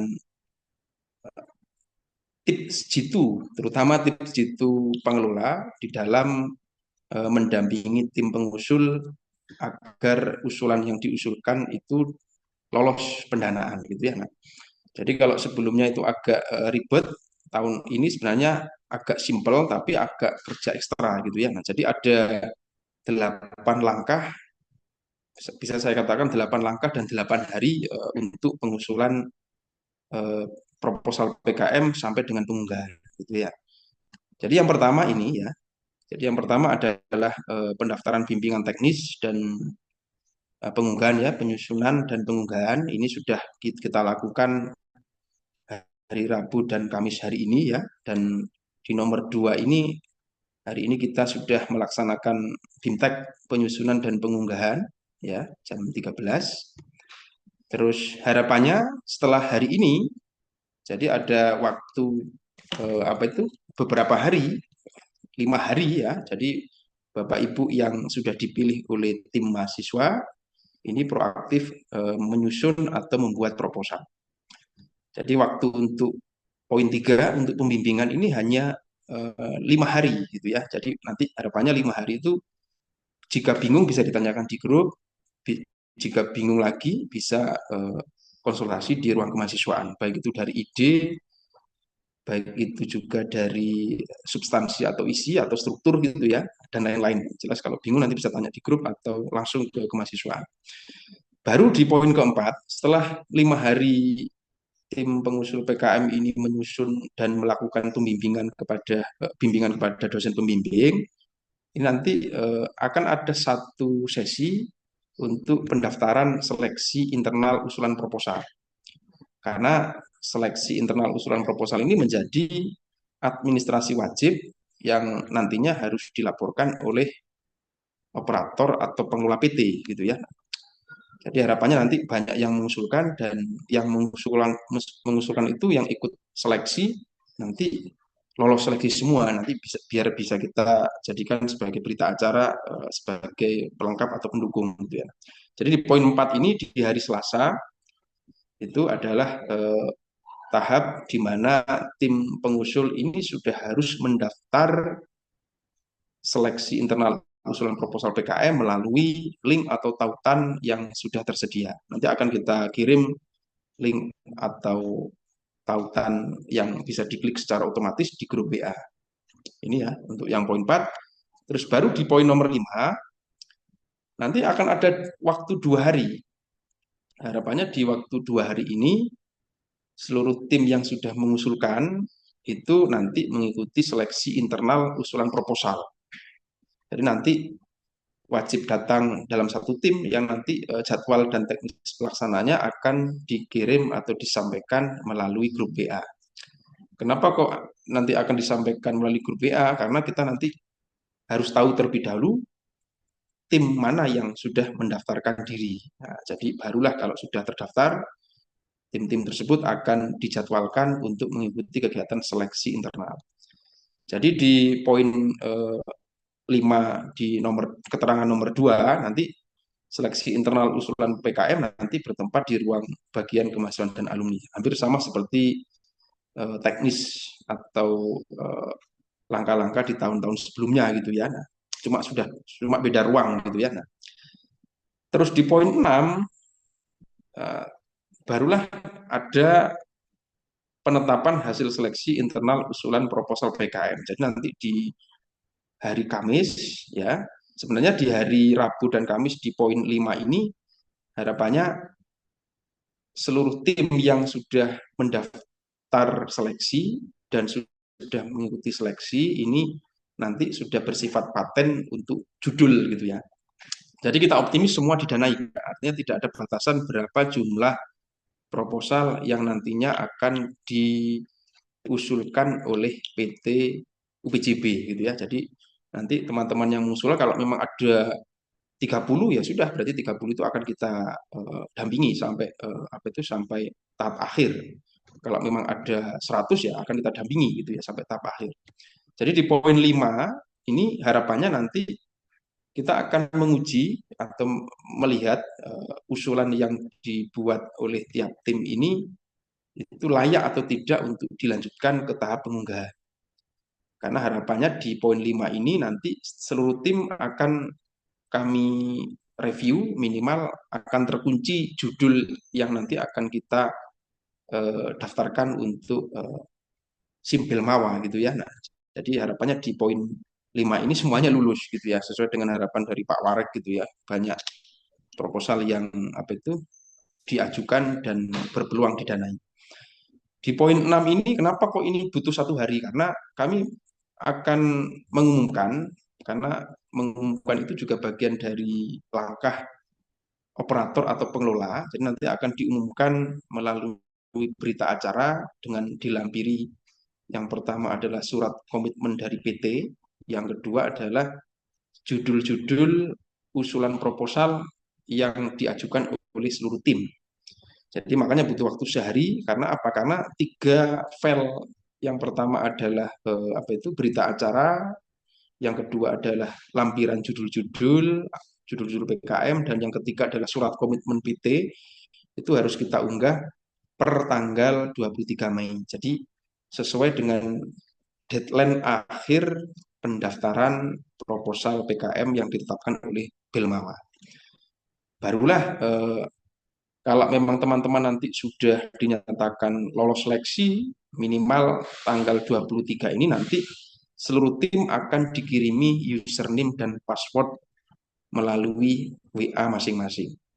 Karena nanti yang jelas kebiasaan di kampus UPJB ini kan review atau tim seleksi ini kan hampir menyerupai pembimbing ya, pembimbing gelap gitu ya, atau pembimbing pembantu gitu ya. Artinya apa nanti harapannya saat tanggal 23 ini seluruh reviewer atau tim seleksi nanti ini akan memberikan username dan password di WA ketua tim pengusul masing-masing. Jadi nanti per tanggal 23 nanti seluruh tim nanti akan mendapatkan username dan password sesuai dengan judul yang sudah diumumkan di berita acara. Makanya di tanggal 21 dan 22 ini nanti yang paling penting adalah kita mengunci judul dulu sama tim. Terutama nanti akan kita cek dalam satu tim ini ada yang double founding apa enggak, karena pertaruhan di tahun ini agak berat. Karena apa? Karena kalau nanti ketahuan ada mahasiswa yang double founding, nanti proposal yang dinyatakan lolos hibah itu akan dinyatakan gugur oleh Belmawa. Baik itu program PKM maupun program-program yang lain. Makanya hanya cukup satu usulan gitu ya. Jadi di poin 6 itu nanti akan kita umumkan dan akan kita kirimkan username password sesuai dengan reviewer atau tim pelaksana seleksi ya, sesuai dengan timnya masing-masing. Barulah di tahap ketujuh ini, sebenarnya tahap 7 ini tahap puncak. Karena apa? Karena tahap ketujuh ini harusnya adalah pembimbingan tahap kedua yang nanti akan dilakukan oleh dosen pembimbing dan juga operator atau pengelola kemahasiswaan.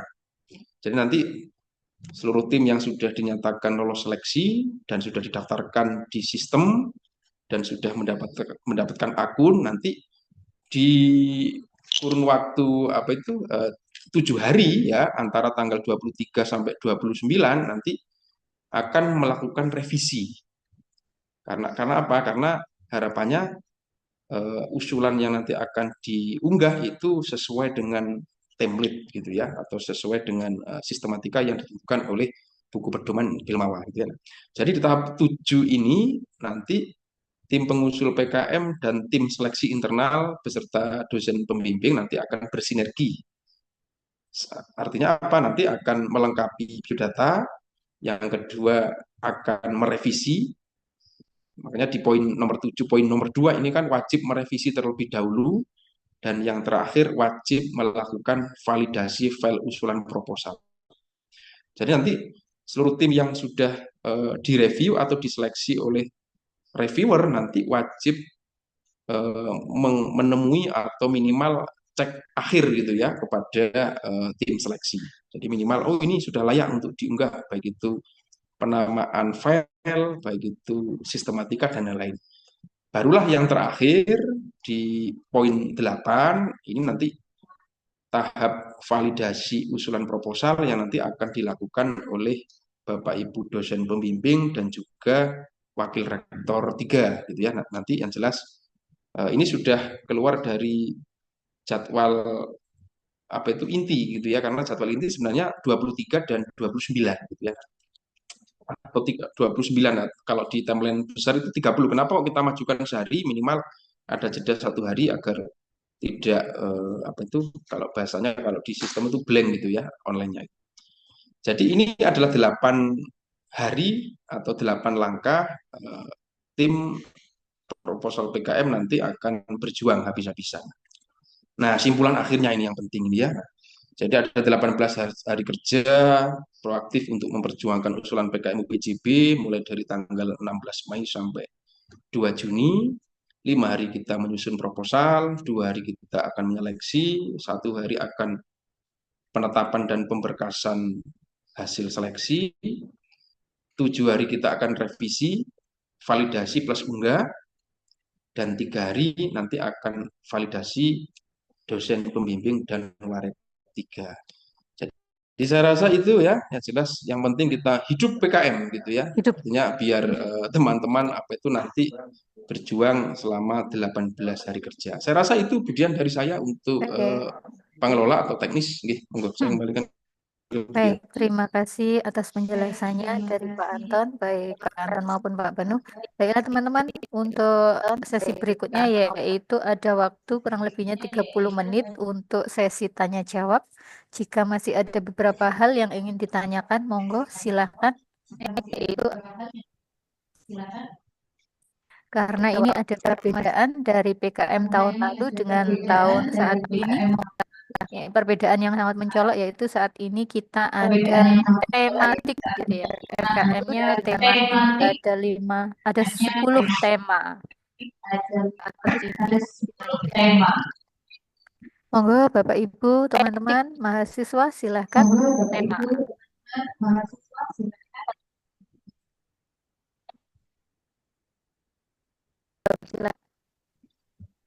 Yang Boleh pertama via bisa chat, raise hand ya, atau melalui via kolom chat. chat. Ya.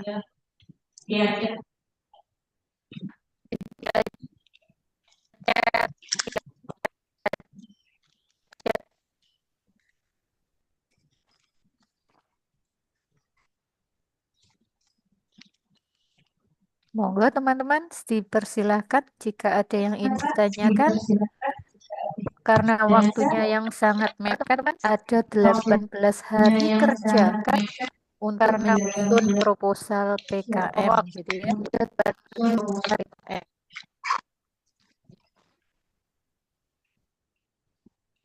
Bisa via chat.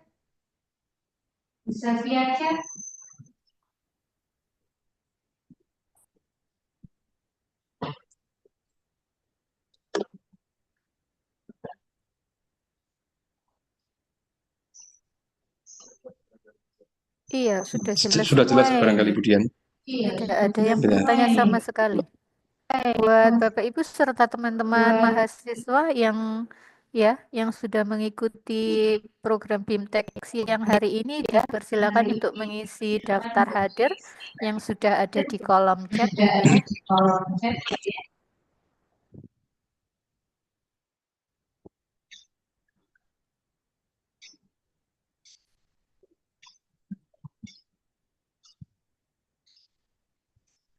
Bu Afi, ada yang ditanyakan Bu Afi? Bu Afi siap membimbing ini. Baik,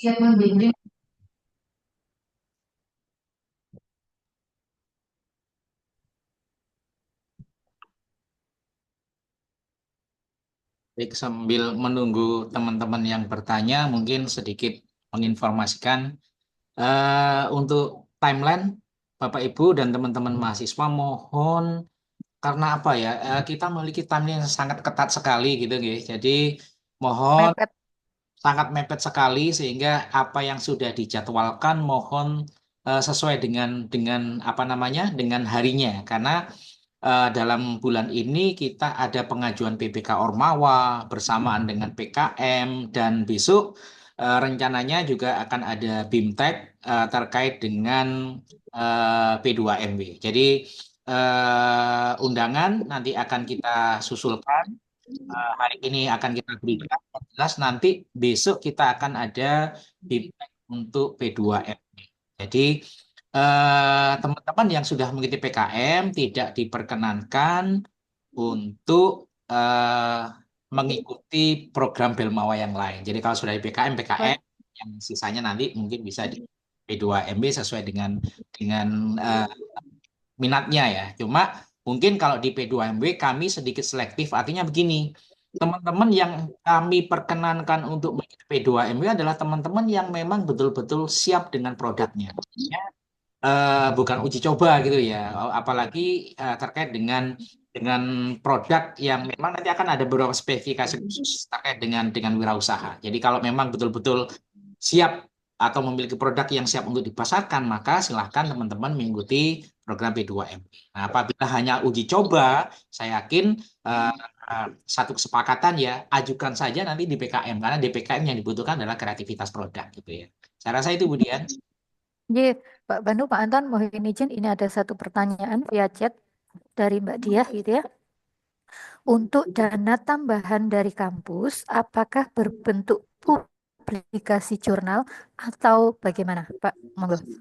Terkait dana tambahan dari kampus, apakah nanti dirupakan publikasi untuk jurnal atau yang lainnya? Pak Fahim, monggo Bapak, karena ini terkait kebijakan dari kampus Bapak. Oke,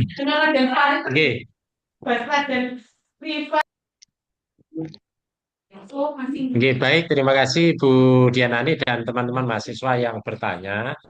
Eh, untuk kontribusi lembaga dalam kegiatan PKM ini masih belum diputuskan. Insya Allah dalam waktu segera nanti akan kami informasikan. Ya, jadi Baik. eh, itu ya yang perlu saya sampaikan. Masih ada beberapa pertimbangan. Tetapi yang penting adalah mahasiswa coba yang dana dari Dikti bisa diselesaikan nanti untuk informasi lebih lanjut terkait dengan dana dari lembaga nanti akan segera insya Allah akan segera kami sampaikan kepada teman-teman mahasiswa yang mengajukan proposal. Oke, tenang Oke. saja, bersabar. Itu saja Bu Dian Ani, terima Oke. kasih. Ye, Pak, terima kasih atas konfirmasinya. Itu ya, dari pertanyaan yang berkaitan dari Mbak Dia tadi, tadi sudah diklarifikasi langsung sama Bapak Fahimul Amri, gitu ya. Ini ada lagi Bapak yang terkait dari teman-teman di kafe, dari Mbak Feni.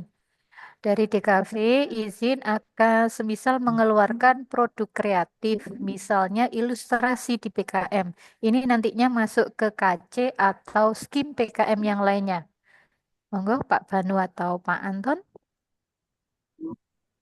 Izin menjawab. Jadi eh, masing-masing PKM seperti yang saya sampaikan di awal memiliki beberapa kriteria khusus ya. Kalau misalkan kita masuk di KC berarti nanti teman-teman akan menghasilkan sebuah konstruksi karsa yang fungsional. Artinya nanti teman-teman sesuai dengan bidang ilmu kemudian nanti akan menghasilkan sebuah eh, kreativitas gitu ya, atau bisa berupa produk atau karsa yang sifatnya fungsional. Artinya hasil yang dihasilkan atau luaran wajibnya nanti berupa prototipe produk fungsional. Nah, ini berbeda pada saat kita menggunakan KI, gitu. KI atau karya inovatif. Kalau karya inovatif itu nanti produk yang sudah disiapkan itu wajib memiliki skala 1:1. Artinya sudah siap harus diproduksi. Tapi kalau hanya berupa karsa saja,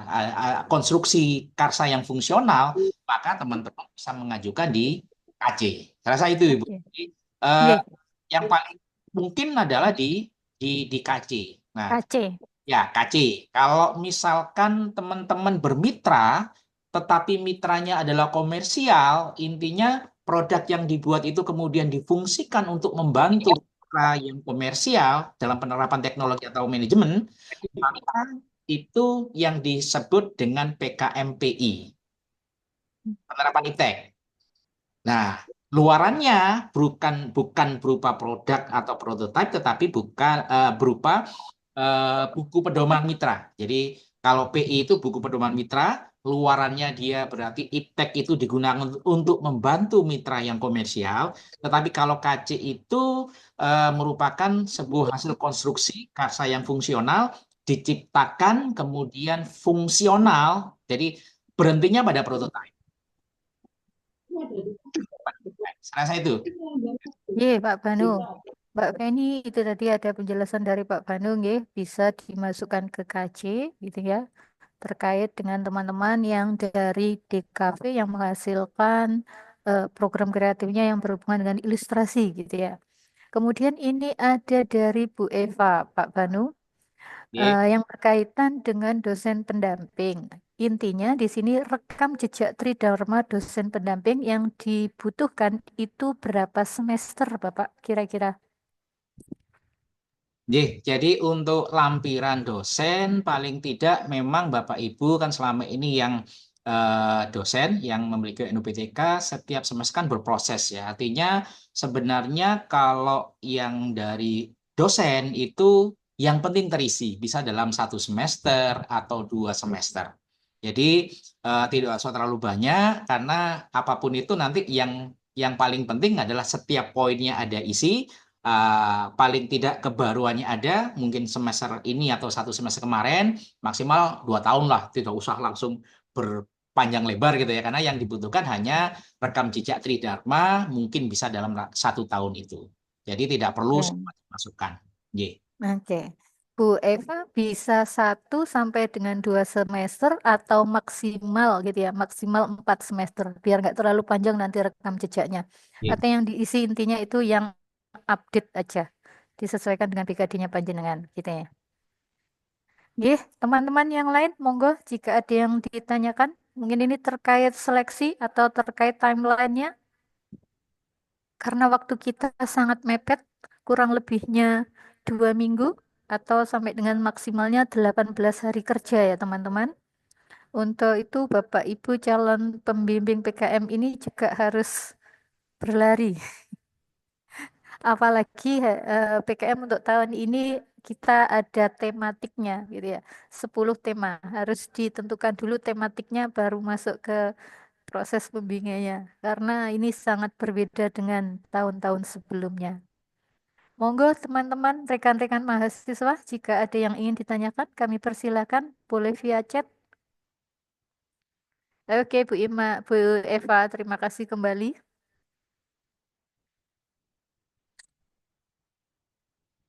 Bu Eva siap membimbing ini. Maksimal 10 proposal PKM ya Bu Eva ya. Gaskan Bu Eva. Siap. Ye. Monggo teman-teman. Jadi nanti teman-teman untuk yang lolos didanai nanti memang ada satu kebijakan dari lembaga yang terkait dengan pengakuan kredit semester. Jadi nanti jangan khawatir untuk rekam jejak kreativitas program kreativitas yang didanai nanti akan diberikan reward berupa eh, Konversi. konversi SKS. Ya, akan ada konversi SKS teman-teman. Oke, tambahan Bu Diana ini Nggih, monggo tadi, Bapak. oke, terima kasih tadi sudah disampaikan oleh Pak Banu. Jadi mahasiswa yang lolos pendanaan PKM maupun P2MW maupun PPK Ormawa, mahasiswa nanti akan dikonversi. Yang lolos, nggih, yang lolos akan dikonversi ke dalam mata kuliah. Oke, itu akan dilakukan seperti itu Nggih, sebagai bentuk penghargaan kepada mahasiswa yang nggih, berprestasi. siap Bapak. Terima kasih. Nggih.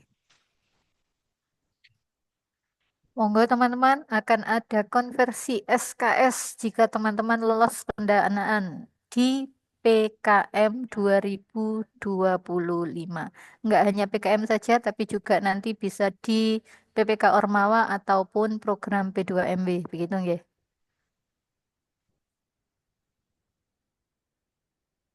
Pak Anton, mungkin ada tambahan? Monggo. Ya, tambahan untuk teman-teman ya, terutama tadi yang disampaikan Mbak Feni ya. Mbak Feni kan ini kebetulan di kafe ya. Nah, terdengar kemudian ya suara saya. Nggih, terdengar. Nah, di kafe itu kan yang paling menarik itu kan di persoalan seni ya. Hmm. Jadi kalau dulu di kafe atau teman-teman di Skomvis pernah mengadakan kegiatan pelatihan seni apa dulu ya, seni makrem atau apa ya, istilahnya seni tali itu kan ya, kan bisa. Atau mungkin produk-produk seni drawing atau lain-lain gitu. Artinya nanti tinggal eh, produk-produk itu bisa dijadikan sebagai usulan proposal, baik itu PKM PM maupun PKM K. Kenapa? Karena yang lebih berpeluang itu kan di dua skim itu ya. Jadi barangkali nanti di teman-teman DKV atau mahasiswa DKV ini mau memberikan pelatihan atau pemberdayaan kepada masyarakat atau kelompok itu yang berhubungan dengan seni. Jadi eh, baik itu seni yang berhubungan dengan lukis atau mungkin seni yang lain, gitu ya. Jadi bisa. Jadi kalau semisal tadi KC itu kan lebih ke apa itu mitra UKM. dan konteksnya lebih ke teknologi gitu ya. Nah, jadi lebih kalau saya sarankan mending ya coba yang berpeluang ya PKMPM atau PM. PKMK ya, PKMPM atau PKMK. Hmm. Jadi ide-idenya sebenarnya banyak, tinggal nanti dari tim itu mampu menggabungkan unsur satu dengan unsur yang lain gitu aja. Karena apa? Karena nanti biasanya seorang reviewer atau tim seleksi itu akan melihat, oh kenapa kok ini digabung dengan ini akhirnya jadi ini gitu kan. Akhirnya apa? Penggabungan dari unsur tersebut yang bisa dimanai oleh tim reviewer sebagai salah satu produk kreatif gitu ya. Nah, saya rasa itu. Jadi kalau semisal saya sarankan mending ke PM atau K gitu ya karena banyak karya seni yang diperjualbelikan dan pada akhirnya itu menjadi wirausaha mahasiswa. Jadi itu nanti kalau bingung bisa Mbak Feni dan teman-teman bisa tanya di kemahasiswaan ya, toh ruangannya juga dekat ya, tidak jauh ya. Saya rasa itu Budian Oke, tambahannya. buat Mbak Feni dan teman-teman khususnya dari DKV gitu ya, ini peluangnya sangat besar sekali jika teman-teman mau menulisnya khususnya di skim PKMPM ataupun PKMK. Ya, berdasarkan apa namanya masukan dari Pak Anton tadi. Apalagi ini di kafe ini keren sekali ya Pak Anton ya. Ini peluangnya besar untuk PKMK. Jadi PKMK ataupun PKMPM, pengabdian pada masyarakat. Nanti Mbak Feni sama teman-teman yang mau mengajukan atau teman-teman yang lainnya, monggo bisa merapat ke kemahasiswaan pada hari jam kerja, gitu ya teman-teman.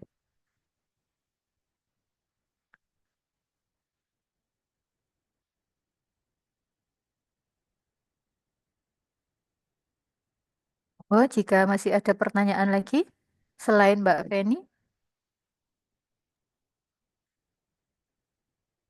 Mana ini suaranya teman-teman KIP ya? Kok tidak bersuara ini? Belum. Silahkan teman-teman. Jadi sedikit menambahkan lagi terkait dengan apakah saya harus BKMK, apa saya harus Ataukah PKM, PKM? atau KKC, itu masing-masing memiliki konsekuensi yang berbeda gitu ya. Kalau teman-teman menemukan sebuah desain teknologi, kemudian ingin mengekspos atau menciptakan sesuatu teknologi, maka itu nanti masuknya ke KC. Tetapi kalau teman-teman menemukan permasalahan yang ada dalam sebuah mitra, kemudian menyelesaikan permasalahan mitra itu dengan teknologi yang dibuat, maka itu adalah PKM PM. Kalau K berarti harus ada suatu produk yang ingin dijual dari karya seni itu. Nah, nanti tinggal latar belakangnya disesuaikan dengan kebutuhannya. Jadi kalau ke PM ya jangan disamakan kalau teman-teman masuk ke KC. Kalau mau ambil KC jangan disamakan dengan PM karena masing-masing memiliki esensi atau apa namanya ciri khas yang berbeda dari tiap PKM. Jadi itu yang harus dikuatkan. Ada ciri khas masing-masing di setiap skim PKM ya teman-teman. Setiap PKM skimnya gitu ya ada beberapa skim. Jadi nanti teman-teman tinggal pilih mau PM, mau K, mau KC ataupun AI. Itu nanti yang penting ada ciri-cirinya karena setiap skim berbeda. Untuk teman-teman DKV mungkin nanti lebih berpeluang atau bisnis digital ya pada saat teman-teman masuk di P2MW. Jadi monggo nanti besok ada BIMTEK terkait dengan P2MW, nanti linknya akan kita berikan melalui Zoom juga.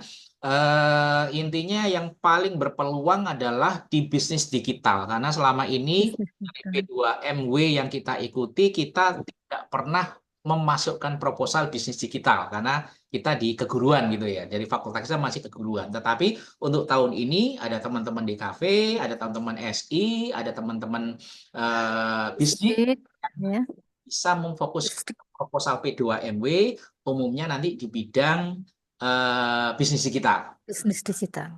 Itu peluangnya sangat luar biasa. Dan pendanaannya jauh lebih banyak daripada Jauh lebih banyak PKM. Separuhnya. Untuk teman-teman bisdik gitu ya, program P2MB ini sangat berpeluang sekali karena teman-teman nanti di tahap awal P2MB itu pendanaannya maksimal 15 juta. Nanti untuk tahun kedua bisa 20 juta. Kalau di PKM maksimal karena ada ini apa ya, pemangkasan anggaran, efisiensi, PKM hanya 8 juta gitu ya. Tapi di P2MB sendiri juga ada pembatasan sekarang karena setiap skimnya hanya ada 2. Kalau tahun lalu yang di bisnis digital kita ada 5. Dan itu eman sekali karena kosong gitu, nggak ada yang ngisi kuota tahun lalu. Harapan kami tahun ini bisnis digital ada yang ngisi 2 slot. Eman sekali kalau nggak ada yang ngisi gitu ya. Monggo ini masih berkaitan dengan PKM teman-teman. Jika ada yang ingin ditanyakan, kita masih ada waktu kurang lebihnya 5 menit lagi, monggo.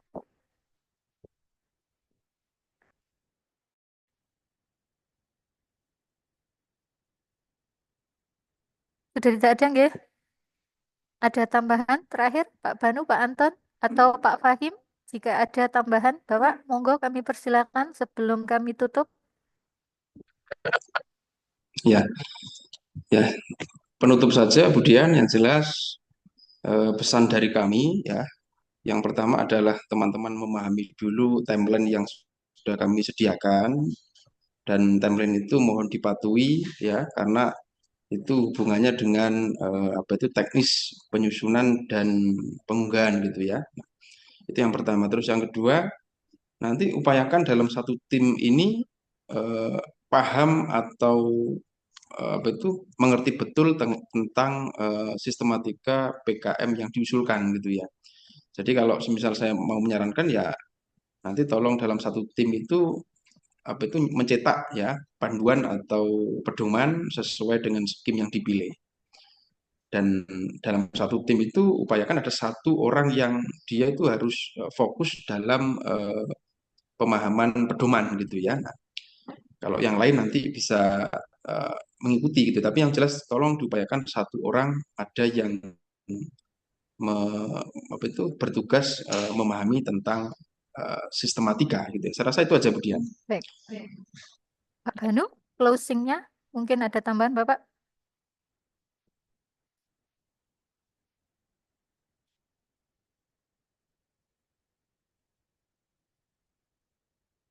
Oke, closing dari saya, teman-teman, mohon terkait dengan PKM betul-betul dimanfaatkan dengan maksimal karena memang kalau kita melihat selama ini bahwa dalam sebuah perkuliahan gitu ya atau dalam sebuah pendidikan yang utamanya misalkan strata S1, ijazah itu hampir semua memiliki ijazah, tetapi apa yang kita buat untuk mendampingi ijazah yang justru itu merupakan satu portofolio yang eman kalau kita lepas gitu ya. Mumpung menjadi mahasiswa, mumpung kita masih masih apa memiliki NIM yang masih bisa kita gunakan, monggo teman-teman bisa mengikuti kegiatan-kegiatan yang sifatnya eh, prestatif gitu ya. Artinya memang ini nanti yang akan menjadi satu kekuatan panjenengan dalam memperoleh portofolio terkait dengan soft skill yang dimiliki. Karena kalau kita melihat dunia kerja, banyak sekali alumni-alumni PKM ini yang diterima S2 gara-gara lulus PIMNAS. Timnas. Ada beberapa teman-teman yang keluar negeri karena di dalam profilnya dia menyertakan PIMNAS. Jadi banyak sekali yang terkait dengan kegiatan-kegiatan PKM atau prestasi yang nanti mungkin bisa dijadikan sebagai penguat teman-teman pada saat lulus kuliah. Jadi monggo diikuti yang jelas PKM P2MW. Insya Allah kalau kita 10 besar itu selalu masuk di Jawa Timur. Artinya kalau di dalam lingkungan L2 di wilayah 7, PKM itu kita selalu mendapatkan 10 besar terbanyak. Kalau tahun kemarin kita menuju di peringkat 8 PTN PTS se-Jawa Timur. Jadi sangat luar biasa kita kalau masalah apa namanya kesempatan gitu. Jadi monggo dimanfaatkan dengan baik. Intinya PKM itu punya ciri, silahkan kami siap membantu pada saat hari kerja, silahkan kami disambangi gitu ya, ditanyakan. Yang jelas PKM itu mudah sebenarnya. Apa yang kita lakukan adalah tinggal menyamakan apa yang diminta di proposal dengan apa yang diminta dalam panduan dengan apa yang kita tulis dalam proposal. Kemudian terakhir untuk materi hari ini terkait dengan PKM, saya sudah sampaikan di ruang chat ya. Bisa di Linktree garing PKM UPJB. Di sana ada beberapa sumber terkait dengan informasi baik itu contoh proposal, kemudian materi BIMTEK dan lain sebagainya, semua bisa teman-teman akses di alamat tersebut. Saya rasa itu. Kemudian nanti untuk teman-teman yang memang berminat ke P2MW, besok jam 8 akan ada Zoom yang kami juga akan coba garap gitu nggih. Intinya kami akan mencoba menjaring teman-teman yang memang memiliki kapasitas dalam bidang wirausaha. Jadi monggo siapkan diri kalau misalkan Pak, saya sebenarnya sudah punya usaha yang luar biasa. Nah, ini saya coba ajukan di apa ya? Kalau saya menyarankan jangan di PKM. Jadi PKM P2MW. sampean nanti secara ekonominya itu tidak akan bisa berkembang banyak. Tapi kalau teman-teman di P2MW, teman-teman justru nanti bisa mengembangkan wirausaha. Kalau di PKM itu nomor satu yang paling penting adalah desain kreatif. Kreatif ini dengan cara apa? Menyelesaikan masalah yang berbasis pada teknologi. Jadi kalau misalkan PKMK di kewirausahaan dalam PKM, intinya itu adalah menemukan sebuah produk yang kreatif. Jadi bukan kepada nilai jual, kepada potensi pasar dan sebagainya. Itu tetap dipertimbangkan. Tetapi yang paling penting pada saat teman-teman masuk ke BIMNAS ada kreativitasnya. Tetapi kalau teman-teman memang memiliki peluang pasar yang cukup baik dalam hal wirausaha, nah itu mungkin akan lebih baik kalau teman-teman memasukkan proposalnya dalam B2MB. Saya rasa itu Budian, tetap berproses, tetap semangat. Senyampang kita masih mahasiswa ya, mari kita berbuat lebih untuk masa depan kita. Matur nuwun. Pak Banu, Pak Anton, Pak Fahim, kalau bisa saya tarik benang merahnya, intinya teman-teman, monggo selagi NIM kita masih aktif, manfaatkan semaksimal mungkin status kita sebagai mahasiswa. Karena PKM nanti yang bermuara pada PIMNAS itu adalah salah satu ajang yang paling bergengsi buat teman-teman mahasiswa. Ketika kita mengetahui euforia PIMNAS itu seperti apa, merinding sekali itu teman-teman. Nanti tidak hanya PIMNAS ya, tapi nanti juga ada KMI Expo gitu ya, kalau muaranya untuk P2MB. Intinya teman-teman, rekan-rekan mahasiswa, nanti di print salah satu buku panduan yang disesuaikan dengan skim yang panjenengan tulis. Pahami betul semua permintaan yang ada di buku panduan. Misalnya di bab 1 yang diminta A, B, C, D. Bab 2 yang diminta A, B, C, D. Itu dipenuhi semuanya. Seperti tadi yang dikatakan Pak Banu bahwa PKM itu mudah. Yang penting kita bisa membedah isi dari buku panduan tersebut. Jangan sampai ada yang terlewatkan di setiap bab yang diminta oleh buku panduan. Kemudian kalau dari Pak Anton, simpulannya patuhi betul timeline yang sudah kita berikan teman-teman. Karena itu memang yang harus kita kejar. Kita harus berlari. Karena di bulan ini banyak sekali hibah-hibah yang kita laksanakan. Salah satunya PKM, PPK Ormawa, dan juga P2MW. Dan itu semuanya berakhir di bulan Mei ini. Karena awal Juni kita harus sudah finishing untuk mengupload semua berkas. Baik itu proposal teman-teman mahasiswa ataupun proposal dari PT. Itu aja teman-teman serta Bapak Ibu. Terima kasih atas partisipasi panjenengan semua pada kesempatan hari ini terkait dengan BIMTEK penulisan proposal PKM 2025. Harapan kami selaku pengelola PKM yang ada di unit kemahasiswaan dan alumni dari semua Bapak Ibu yang hadir serta rekan-rekan mahasiswa semuanya menulis proposal dan kami berharap semuanya lolos pendanaan 2025. Amin. Amin, amin ya rabbal Jangan lupa alamin. Bapak Ibu serta teman-teman besok pagi kita ada BIMTEK lagi yang berkaitan dengan kewirausahaan yaitu BIMTEK P2MB. Sebentar lagi kita launching suratnya gitu ya serta flyernya. Ditunggu kemawon. Terima kasih atas kesempatan kali ini. Mohon maaf atas tutur kata kami yang kurang berkenan pada sore hari ini. Saya akhiri dulu. Wabillahi taufiq wal hidayah. Wassalamualaikum warahmatullahi wabarakatuh. Waalaikumsalam warahmatullahi wabarakatuh. Terima kasih Bu Dianani. Ye, Mas Banu, matur Banu, suwun Matur nuwun. sangat. teman-teman Bapak mahasiswa Ibu yang sekalian. lain, Matur nuwun. Ye, baik, kita ketemu besok. Siapkan besok. Masih ada hari esok. Semangat untuk para pencari hibah Filmawa. Oke, Mohon izin undur diri, saya keluar dari Zoom dulu. ini, Matur nuwun sangat. monggo.